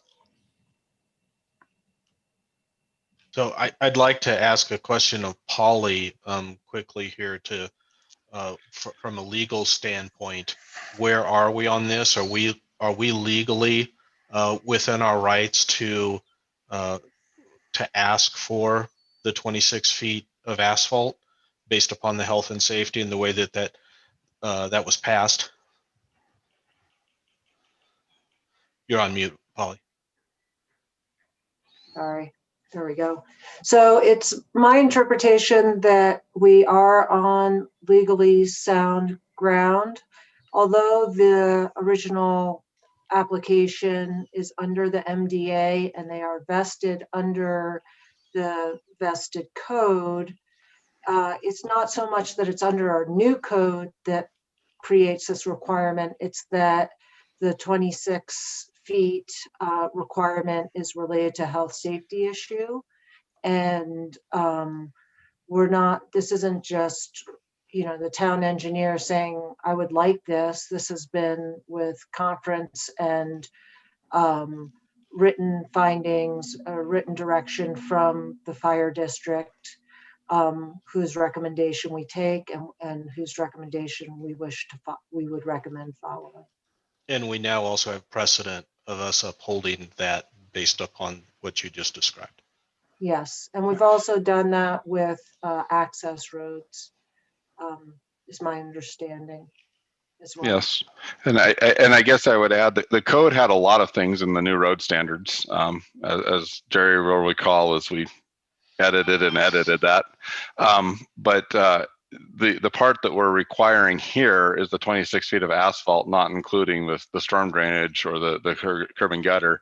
The striping and the other things are something we'd like to talk about. I believe they're good for the town and I believe they help improve safety. But what we're talking about tonight is the 26 feet of asphalt. We've discussed, an alternate curb. We've discussed some other things outside of the 26 feet of asphalt because that was the part that we passed as a health, safety, welfare issue. We understand that, that the other things may not apply and the town may have to, if we want it striped, we may have to, for example, stripe it differently than the applicant might choose to. Ollie, is it all right if I address it in council? It's up to Chris if she wants to hear you now or if council wants to ask questions first and then be up to Chris to decide. Yeah, thank you. Thank you. I am the mayor pro tem till Friday. That's why it's up to me. Thank you, Polly. Wade, before you speak, I would like to understand. It sounds like we've reached a point where it's, the town is, we've come up with this health and safety standard and we're getting really close. So what's preventing, and I'll ask Glenn, what's preventing you from, simply complying? Is there a reason that's going to impact your ERUs, or is there a reason that's going to impact something that you would end up losing? What are you going to lose by going to this standard that we're asking for? I'll just be real brief on what we'll lose and also what's entailed, and then I'll let other people that are on the call address some of the more details about it. So going from 28-foot overall road width to 31 with the same curb, we would actually lose 6 units in phase 3. So that's a significant amount. And then also what people need to realize is adding 3 more feet of asphalt for the entire length of the road for phase 3. And we had our engineers do a rough calculation on all future roads. Literally, you'd be adding about 60,000 square feet of more asphalt in just the shoreline development. I mean, that's like, let's just go out and pave a football and a half more pavement in asphalt for nothing really. So, people concerned about open space, and it just seems to be going exact opposite of what the suggestion may be.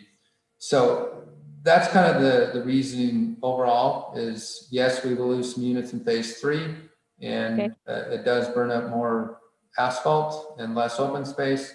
And then, I'll just let Wade and our other people on the call address some more of the details about that.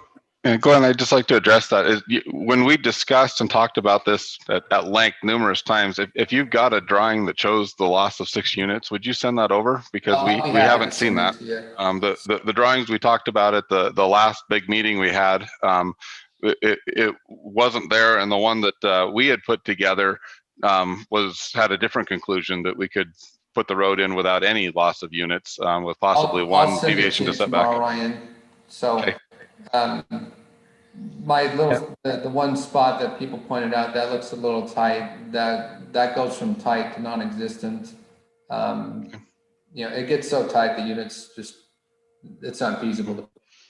Yeah. So Glenn, I would interject here as well, because, we worked with the developer on Lakeview as well, and their original idea for how the road should be cut in. Thomas worked with them and came up with what we all felt was a much better plan that didn't impact their density, that still allowed them the road width. So, if there's a way forward that preserves your ERUs and gets us the 26 feet asphalt, I want to make sure that we've explored that fully. And that's understandable. And the other thing I wanted to point out, the site plan that we're suggesting has the 6-foot staggering in the buildings.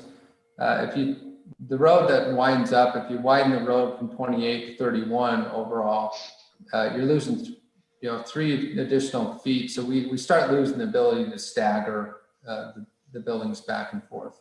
Well, again, I think that, having a fresh look at how those roads could be cut in, and Thomas has done a fabulous job in other developments as well to try to find that balance. We obviously like the setbacks. 5 feet is our minimum in our current code, and you're doing 6, which is great. If we can still maintain all of those aspects and get us, you keep your ERUs, we keep the road width, and we keep the offset, of at least 5 feet, then everybody, I think, wins in this. Agreed. So I'd like to address, this is Carol.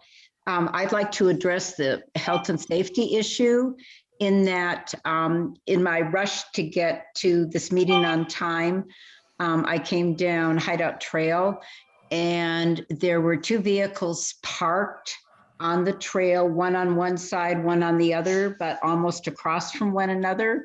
There was a vehicle coming up the hill. I was coming down the hill. I had to really slam on the brakes, and I was going 19 miles an hour. I was within the speed limit.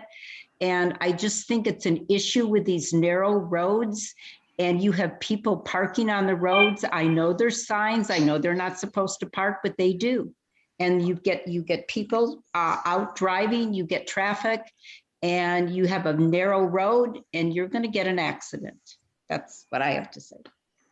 Thank you, Carol. Glenn, I think you're hearing from the council. We're quite serious about our road widths and our the safety issue.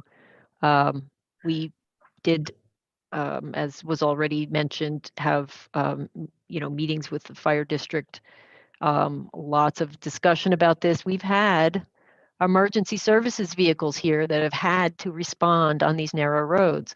And we, as a council and as a town, don't want it anymore. We want our roads to be 26 feet of asphalt, not including curb and gutter. It's a minimum, as mentioned. All right, I need to be, Glenn, let me speak on that, if I may. Sorry, I don't mean to interrupt, Wade. I'll let you go in just a second. Clinton Earrings is on the line, the county fire marshal, but he can't unmute. If somebody could upgrade him after Alicia, Wade talks, I think he'd like to say something. Yeah, Alicia, would you unmute give Clint the ability to, thank you. Okay, well, Madam Chair and council members, thanks so much for allowing me to speak. It's been really fantastic to see all the progress that's been made on this application. I really commend the staff for working with the applicant, with Glenn in particular, and a lot of progress has been made. It's a shame that we still have a sticky issue, but I think I just need to bring a few facts forward that I think we need to just discuss and think about before we dig in further than we are. I realize, and I'm not blind, that we are pretty dug in positions, but I want you to just take into account a couple of different items. First of all, the development agreement is very clear that we are entitled to rely on the vested law, and the vested law allowed us to build phase 2 and other phases in this project with roads narrower than 26 feet. Recognizing that there's been a shift where the council is wanting a wider road, we've responded to it and we've come up with a plan for phase 3, which is wider than our other sections of road. And it is 26 feet of traveled way. And we're doing that notwithstanding the fact that our interpretation of the MDA is we're not required to. Okay, now let's just say we're incorrect in our interpretation and this council wants to impose the code on us. Now, last month you did pass the Appendix D, which does give you some latitude, but I'm just going to flash on the screen your code section that continues to be identified, and let's just focus for a minute on what it means. And since we're not making a decision, people can just mull this over and maybe bring back questions next time. This isn't the only time where we're going to talk about this, but I want to make a couple of key points. If you read this does not say that 26 feet is the standard, nor does it say that the fire district calls the shots. What this code says is the town council calls the shots. And so what is being presented is that we're going contrary to a health and safety requirement. There is no health and safety requirement that requires 26 feet. Now, I regularly go before cities on a daily basis, and oftentimes for the last 10 years, we've been negotiating narrower streets because of the many benefits associated with having a smaller heat footprint, the traffic calming, and the fact that it allows for better use of land and better architecture. That's definitely not the case in Wasatch. I recognize that's not the case in Wasatch. Wasatch instead likes to default with a minimum 26 feet of pavement. And so, but when I'm in other counties or in other cities or down here in the valley, that it's a different set of considerations. I'm not saying that should bind you. I'm just providing that by way of context. But let's consider this. If you're going to apply a health safety standard and try to argue that gets you around our vested code, then you need to show that you're not applying it in an arbitrary and capricious way, and you're not doing it in a way that is contrary to state code. Now, what we've done is we have gone and prepared this particular side. This is our cross section. It's in the Ferris Pierce report that was sent over yesterday, and that's in your packet. Ferris Pierce is a respected traffic and road engineering firm, and they did an analysis of the road segments. So what you'll get is, as Glenn accurately described, is you would get 28 feet of total right-of-way here. Now, we could meet this standard by ripping off both of the curbs and gutters and having swales and making sure those are engineered to handle storm flows. But what we would have is just an inferior product. You would have curb and gutter in other neighborhoods, and then you would have no curb and gutter in this neighborhood because there's something magical about 26 feet of pavement. But what we've done is we have gone and looked at the state code, which applies throughout the whole state. We've gone through the International Fire Code, and we've gone ahead and looked at this cross section and had our experts, including former fire chief from Los Angeles, look at this. And this surface right here that is called the pan, it is shown here where my hand is a suitable surface under the International Fire Code, state code, and also we believe in any reasonable interpretation of the prior ordinance that I had up for purposes of providing fire access. In fact, we would feel that we could actually argue for a narrower road and still meet the health and safety minimums that have been established by the state and require only having 26 feet width around our fire hydrants, as is shown when you get into the state code, which is right here. I'll just drag it over. The state code talks about, and I'll just circle it, a minimum of 20 feet width with 26 when you're in a fire hydrant area. We're not doing that. We're not coming to you with the bare minimum. What we're coming to you with is something that we are proposing strikes the correct balance. It gives you what you want is a surface that can be traveled, can be maneuvered upon, can be driven upon, can have outriggers placed upon. And that surface is this surface that is 23 feet of asphalt plus pan that equals 26 feet in total. And then when you add the curb, then you get to 28 feet. But as Glenn stated, if we're compelled to go to 31 feet in total width of improvements, hard impervious surface, 26 feet of which is black and creating a heat signature, then what we're going to get is less articulation and jogging in the buildings. What we're going to get is more of a sucked in fill, less ability to have flexibility with the site. And in the case of this particular phase, the loss of units. Now, could you scale back units and make them smaller and make it so that you have cottages or what we call down here, like little teeny half units? No, we're not going to do any of that. What we want is similar sized units within the project. And as Glenn can show you, if we're compelled to make it be wider, then that doesn't serve anyone. And so what we're honestly trying to do is engage the city, the town in this instance, excuse me, in a discussion and say two things. One is, if the town believes there's a health safety issue, I would go ahead and amend this ordinance and identify that and say it's 26 feet. Absolutely. It doesn't say that. It talks about getting a recommendation and then the town council calling the shot. But moreover, I would say when you're talking about this particular project and the project operating under this MDA, need to recognize that we're both well served by not trying to raise this to a fight type situation. What we need to do is recognize that a balancing needs to happen. We've come up from where we were on phase 2, and we've worked very hard to find the solution that will show that this surface that we're proposing right here of the pan, as we call it, is still a suitable surface for providing that purpose. And it's consistent with Appendix D, which was just adopted 2 weeks ago by this council. And so just to check to make sure that we're not acting outside of what, we're not just acting based on what we hope it would be the result. We've gone ahead and talked to experts. And, one of those experts we have on the line, his name's Mike Dyer. And Mike, I would just ask Mike a simple question, and the council can ask Mike any other questions that they may have. But Mike, just if you could give like a sentence or two about your background and then what your experience is on the ability of a pan that I'm showing here in providing the ability to provide a platform or an area on which firefighting activities can occur. Madam Mayor, council members, thank you for having me tonight. The fire code says 26 feet, all weather access, exclusive of the curb. I believe that's what the council's adopted. In this picture that's depicted on the screen, the 26 feet is met. You can put outriggers down on that flat portion. You still have your 26 feet. And this is an adequate access. Now, we in the fire service don't care about gutters or curbs or anything like that. It's not in the fire code. We care about 26 feet, unobstructed access, all-weather access for fire apparatus.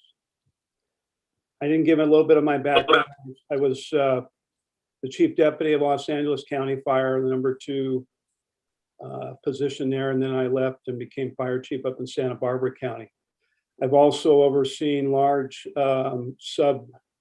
sub-developments in Santa Clarita, Acton, Lake Hughes, Agoura, and up in Santa Barbara, I oversaw a large subdivision in Orchid. And we required 26 feet of access.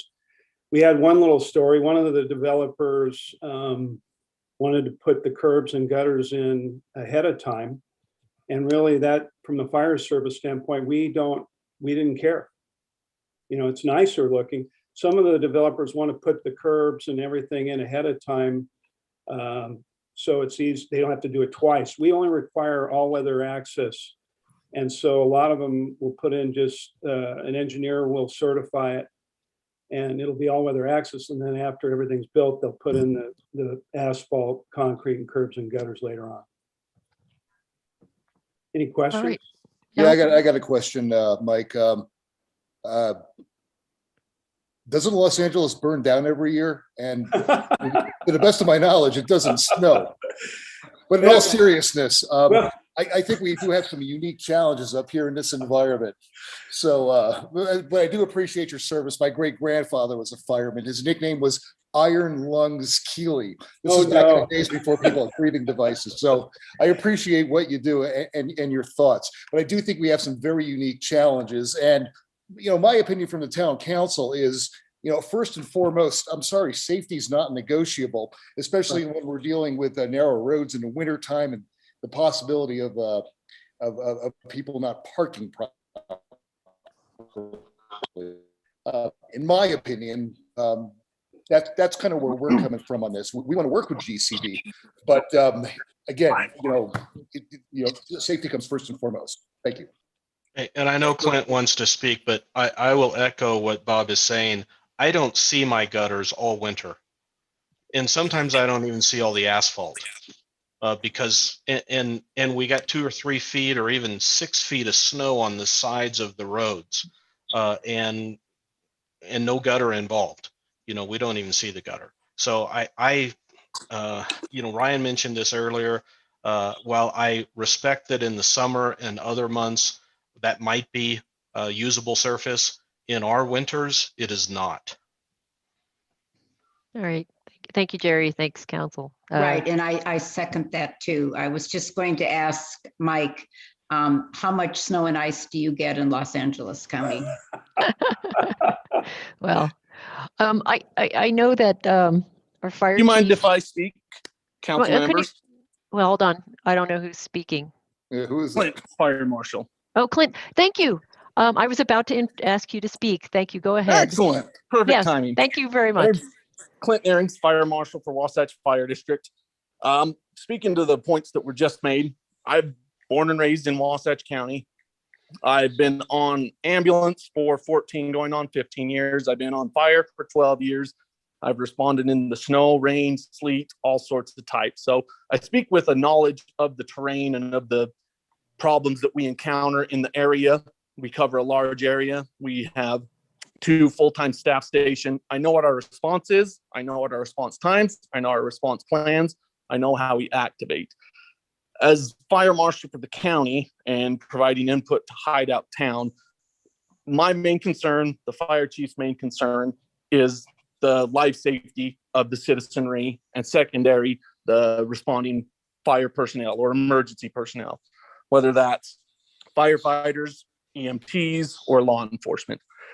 Speaking to the Fair and Peers report that they ran, it discusses a lot of pedestrian safety and vehicle traffic, and they did calculate that as a full-time residences rather than secondary. I understand that. I'm not necessarily going to argue the point, but the problem that we have in counting the pan and the swell as part of the drivable distance is we're not driving at a normal rate of speed when we're responding to an emergency. Time is of the essence. We're going to expedite our response as quickly as possible. Having those little swells in there, grabbing the tire of a 60,000-pound fire truck and throwing it one way or another, not only does that endanger the firefighters responding, but also the citizenry around.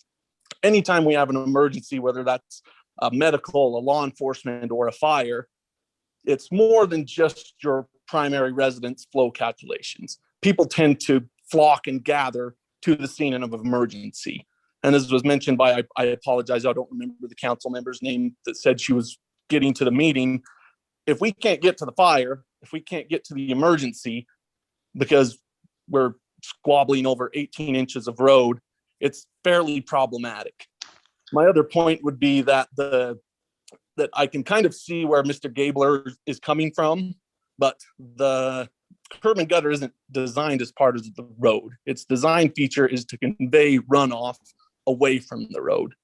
So to measure exactly to the inch to the pan and the curb, not only does that provide problematic issues for response during an emergency, it affects the responding vehicles, whether that's an ambulance, a fire truck, or a law enforcement vehicle to get there.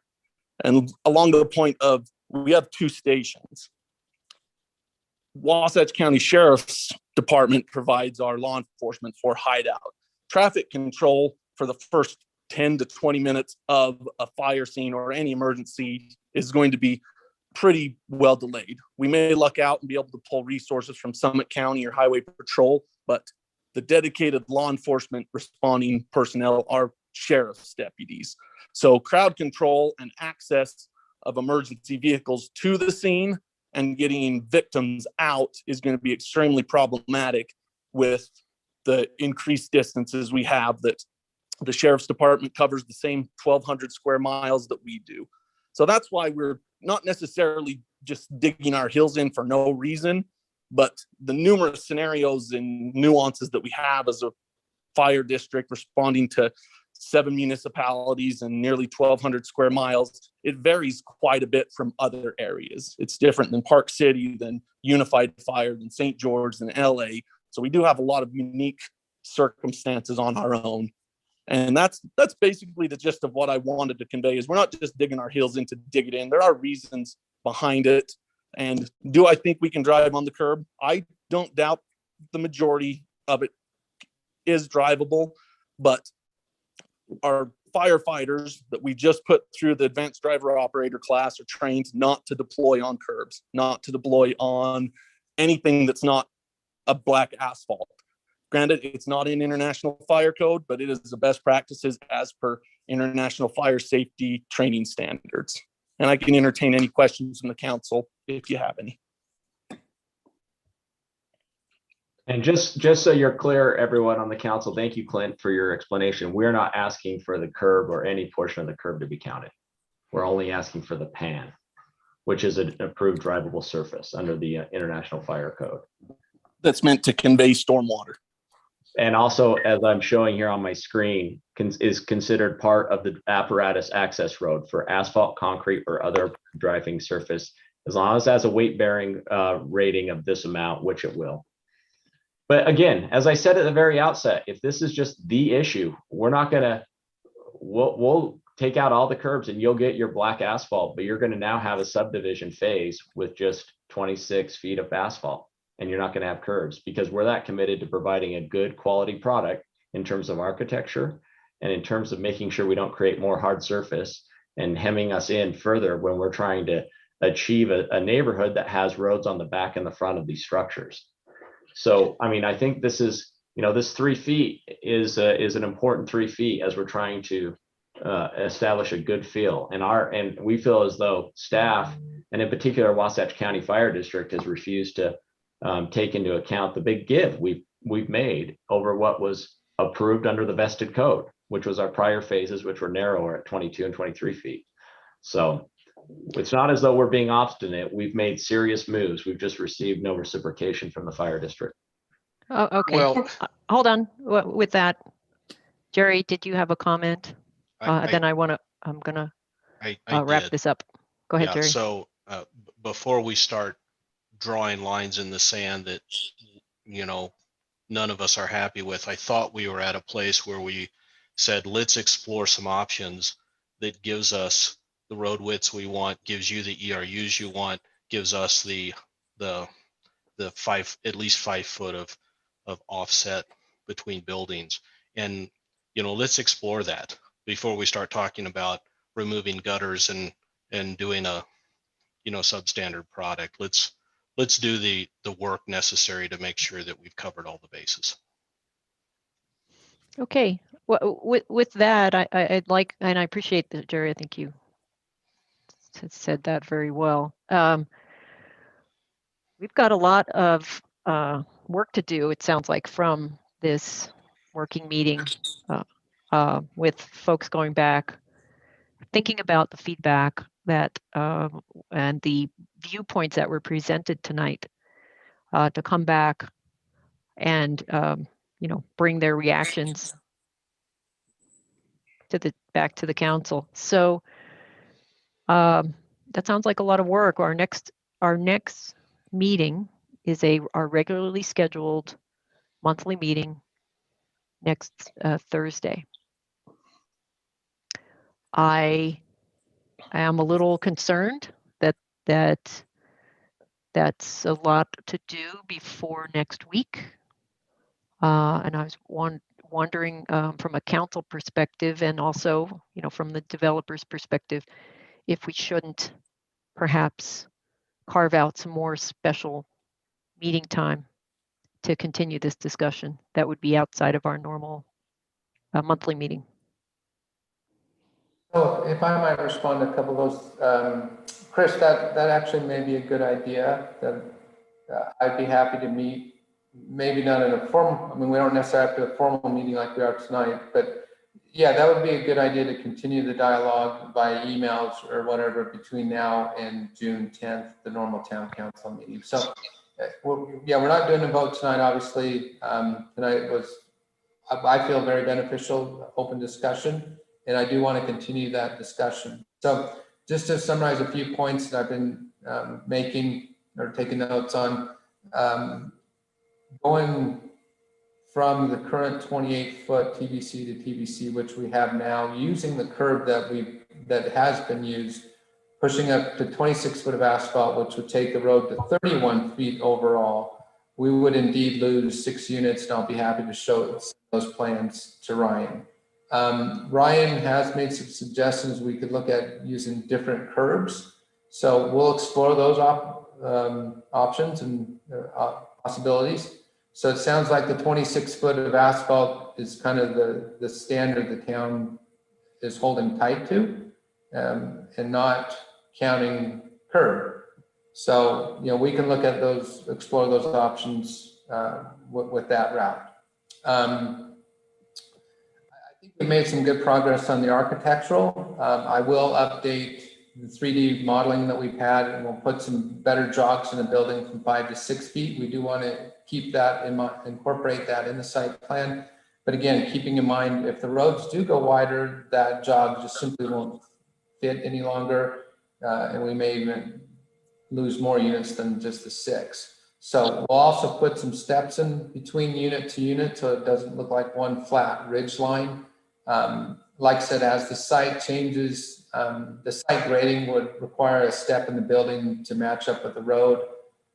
And if the road's level enough for the foundation being stepped, like I said, we can have heels and trusses to pop up one side of the roof compared to the other side, even though the floor levels would be the same. So that's something else we could incorporate as well. What I'll do tomorrow morning, I will email all of your emails, the hideout.gov email, and also put all of the planning commission folks on there because I like to get their input. And even though we're done with planning commission on this phase, we'd certainly circle back to them on future phases. I'll put their email, to put my email as well as phone number. And again, I'd be happy to meet on site anytime to discuss ideas. Chris, I think you and I, we could get together relatively soon to take a look at that, the water down there across the fence. We don't have an issue there.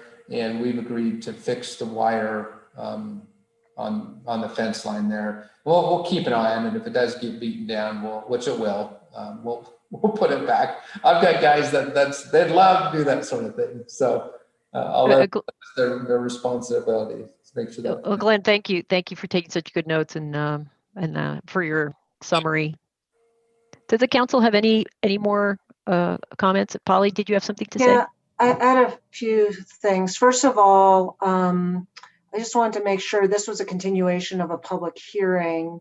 So we need to make sure that we open up the public hearing so that if there are members of the public who wish to speak and comment, they can do so. And also just in terms of timing, I don't know, to be realistic, how staff can review new material. There's new information tonight about this loss of density that and just some other items. I don't know how we can turn it around when you're meeting for council is next week, and we really need to, the council needs time, especially if they're considering a vote, to really have time to review everything. And I do also want to say that I've heard repeatedly from staff just how closely Glenn has been working with staff to try to make this into a better project. And we feel like it really has gotten to be a much better project, and we really appreciate his efforts there. So even though we do have this one kind of bone of contention, I think overall we're working in the right direction, and we hope we can continue to do that. I appreciate your comments, Polly, and again, I want to thank council and Thomas and everybody involved. So yeah, we don't want to work just on phase 3. I mean, we've got phase 4, 5, 6, 7, 8, and so on. So we'll be here for years to come, and we do indeed want to create a long-term working relationship between us and everybody on staff and council and we'll be here for a while, and I think it's best to work as a team, give and take on both sides. So I appreciate that. We're willing to do that. One other item that Thomas and I were going to do, we'll get a real clear definition of the ERU versus units. So that's real clear in everybody's mind going forward. As mentioned though, phase 3, the bucket of units / ERUs that's left for shoreline is far outweighs the 47 units that we're looking here in phase 3, even phase 4 or 5. It's not even going to become an issue until down the road. What we're proposing here on these units is well over the 1,500 square foot unit size, so it would count as one ERU or / one unit. It'll, as Thomas mentioned, it only comes into play when it's 1,500 square foot or less, or even 1,000 square foot or less. We're designing sites and architecture in accordance with what the market demands are. You know, Utah's a hot housing market, and a lot of out-of-state buyers are coming in. And what we have proposed with the architecture, we feel is what the market demands. So we want to build these larger, nicer duplexes at this point. So, and Polly mentioned the loss of ERUs. We won't lose any units or ERUs if we can come to a reasonable solution on the 26 foot of asphalt / and not counting the curbs. We'll meet tomorrow with our civil engineer to discuss some ideas incorporating that. And as Ryan mentioned, if we use a different than using the curve that we've got designed now. So any other thoughts, comments, questions? Yeah, I have one that Glenn, either you or Thomas can answer. You know, I don't know what work has been done up to this point in time. Thomas has been very good at solving some of these complex issues and other developments. And I don't know if he's had a look at how to solve this within phase 3. And I'll also extend it to say, you know, if there really is no way around losing ERUs within phase 3, can that be picked up in a later phase so that, again, looking holistically at the project, can we maintain your ERUs, but move them from one phase to another so that you still, at the end of the day, have all the ERUs that you've been allotted, but, you know, maybe we move them? Yeah, to answer your question, Jerry, yes, if we lose 6 units on this phase, those units would go back into the bucket of ERUs that we have available. Keep in mind from a planning and design perspective, what we're proposing now is a really nice, large twin home. If we lose these units in this phase, that land that's incorporated in this phase is still chewed up. We don't get that land back. So from a mathematical and practical standpoint, what would happen if those ERUs went back in the bucket of future uses, we'd end up having to do smaller units to pick up those lost ERUs. So I get the feeling the town would rather see a larger, nicer duplex than something smaller and more dense. But keep in mind that's essentially what may happen if we we don't want to lose those ERUs overall. And it ended up being just a smaller unit since the land is already gone in phase 3. We don't get that land back. So that's the trade-off. And Thomas? Yeah, I haven't really looked at it in terms of kind of redesign, as Glenn noted early in the presentation. Ryan and I worked with Glenn, and there were some changes to some of the road connections, et cetera. But I'm more than willing to sit down with Glenn and take a look at that and see if we can tweak a little bit here and maybe do a redesign and work with Ryan on that. I think maybe the three of us could come up with something. Thomas Okay. and I did come up with a couple ideas. Sorry to interrupt, that I think we can maybe talk about next week or tomorrow. Let's do it tomorrow because we want to hit that June 10th, and I'll be happy to, informal meetings with whomever between now and then. All right. Thank you, everyone. Because this is a public hearing, I would now like to open this up for public comment. Jerry, you've been so good in the past giving instructions on what people need to do. Would you mind doing that again as far as unmuting and raising their hands? So in the Zoom meeting, if you have a comment, you can raise your hand and Alicia will unmute you or send you a request to unmute, and you can then make your comment. If you're on a phone, it is, Alicia, I think it's *9, is that right? Raises your hand, and the same process then occurs.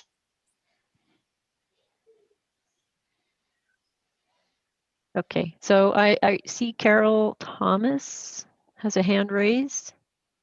Yes. So I have a question. So about- Carol, before you go, could you just let us know where you live? Do you live in Hideout? And we have a second home in Hideout. Okay. At Deer Waters, right adjacent to the new development at Lakeview Estates. So my question is about the road that goes, it was originally a dirt road. Now it has been somewhat paved. It's not paved, but was an access road and it has now been blocked. So my question is will that eventually be a road from the shoreline all the way through shoreline in front of all the new houses in Lakeview Estates and the lake front homes at shoreline? Will that connect and be a public access road? who would like to answer that question? Is that Ryan maybe? Because I think that's the... That's the emergency access. Yeah, go ahead, I can Ryan. answer that. And yes, the idea is that there'll be two connections between Shoreline and Lakeview, and then Lakeview connects over to Deer Waters. And so, yes, there will be a public interconnect between those three subdivisions. Along the frontage road, just adjacent to the Ross Creek Road? Yeah, Carol, I think you're referring to the emergency access road. That's that white gravelly road. Ryan, I think that's right. I think this is the access road, the white gravel road. That's right. Okay, yeah. So the white gravel road way down at the bottom, right against State Park, is not the idea is that eventually becomes a trail and is not a road. What we've done instead is connected the three subdivisions through the subdivisions with asphalt roads, which will serve as secondary accesses. Okay, so that will only be for emergency access and not as a public access. Yes, that's the intent. Okay, and will that be changed over to something that looks more pleasing instead of a white gravel road to more of a trail looking? Because right now it just looks like, what the heck, we're gonna pave it next. I can answer that. So the town asked us to put down basically the road base, the drivable surface for the emergency access, which we did. So as Ryan Taylor mentioned, when Lakeview's done and the secondary stub-ins are to Shoreline Phase 2 and Shoreline Phase 3, then that emergency access is no longer needed. So from our side, on the shoreline side, I'll put topsoil down over the top of that surface, and then we'll create a trail through there, and we can reseed it with native seed. So that, yeah, that ugly grayish white road on our section would go away. Okay, All right, that's great. Okay, so then my next thing is about, like, the fencing right now, if you walk along that gravel road, you can cut into the trails at the Jordan. So is the fencing gonna be replaced, or are you gonna make little tracks in there? I know several of my neighbors and we hop over the fence. Is that gonna go away, or are we gonna have access trails there? Well, Carol, I'll take that one. You are expected to enter the state park through the trailhead, which is where the parking area is. That fencing there, I think Glenn had mentioned, isn't their fencing. However, they did agree to patch any holes that are in it. So that is not a appropriate access to the park. That I know that may be a convenient one, but we as a town recognize that the residents, especially living near that fence line and along that fence line, it's a very attractive thing to do, is to get cut through the fence, jump on the trails that are built, and then you're in the park, rather than driving around or walking around or biking around to the trailhead. We don't have that agreement yet with the state park, so that is not an appropriate way to enter and exit the park. Well, I get it's not appropriate, but it's clearly happening. So my Yep. next question is then I have a senior pass, I pay my fee to get into the park, and that's not a problem for me.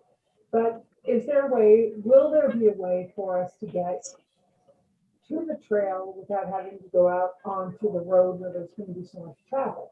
I have a dog and I walk him off leash, and I have neighbors who do the same thing.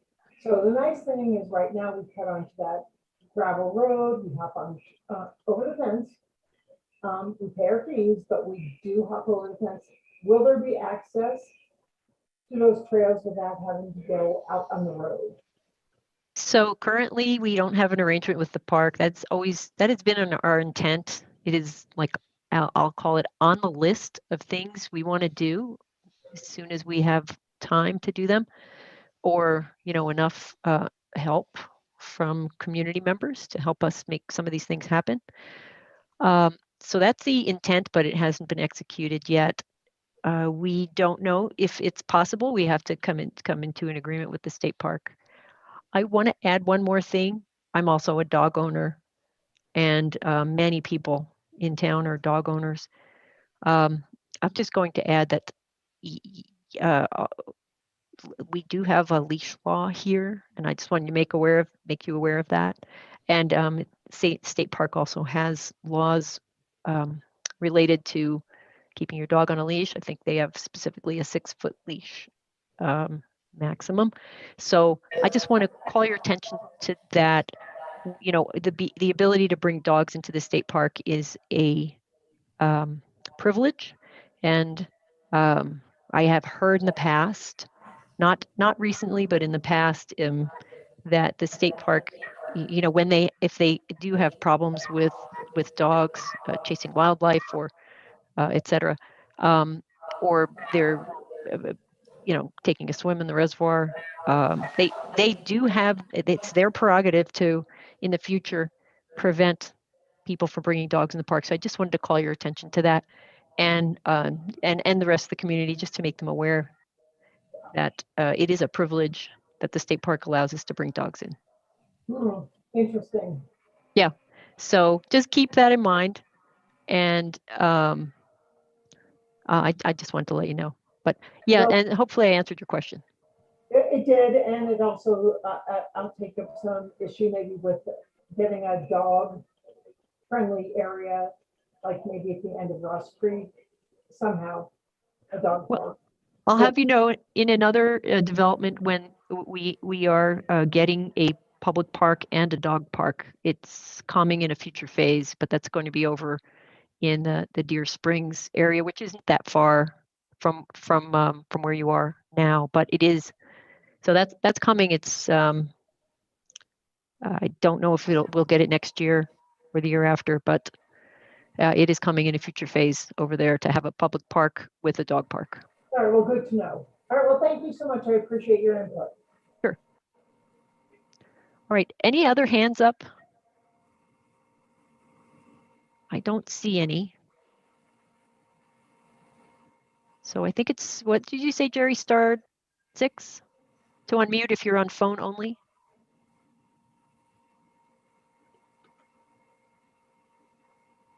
Gary, you're muted actually. Yeah. Thank you. Yes, it's *9 if Star you're on a 9. phone and want to raise your hand, or if you're in the Zoom meeting, you can use the raise hand function at the bottom of the screen.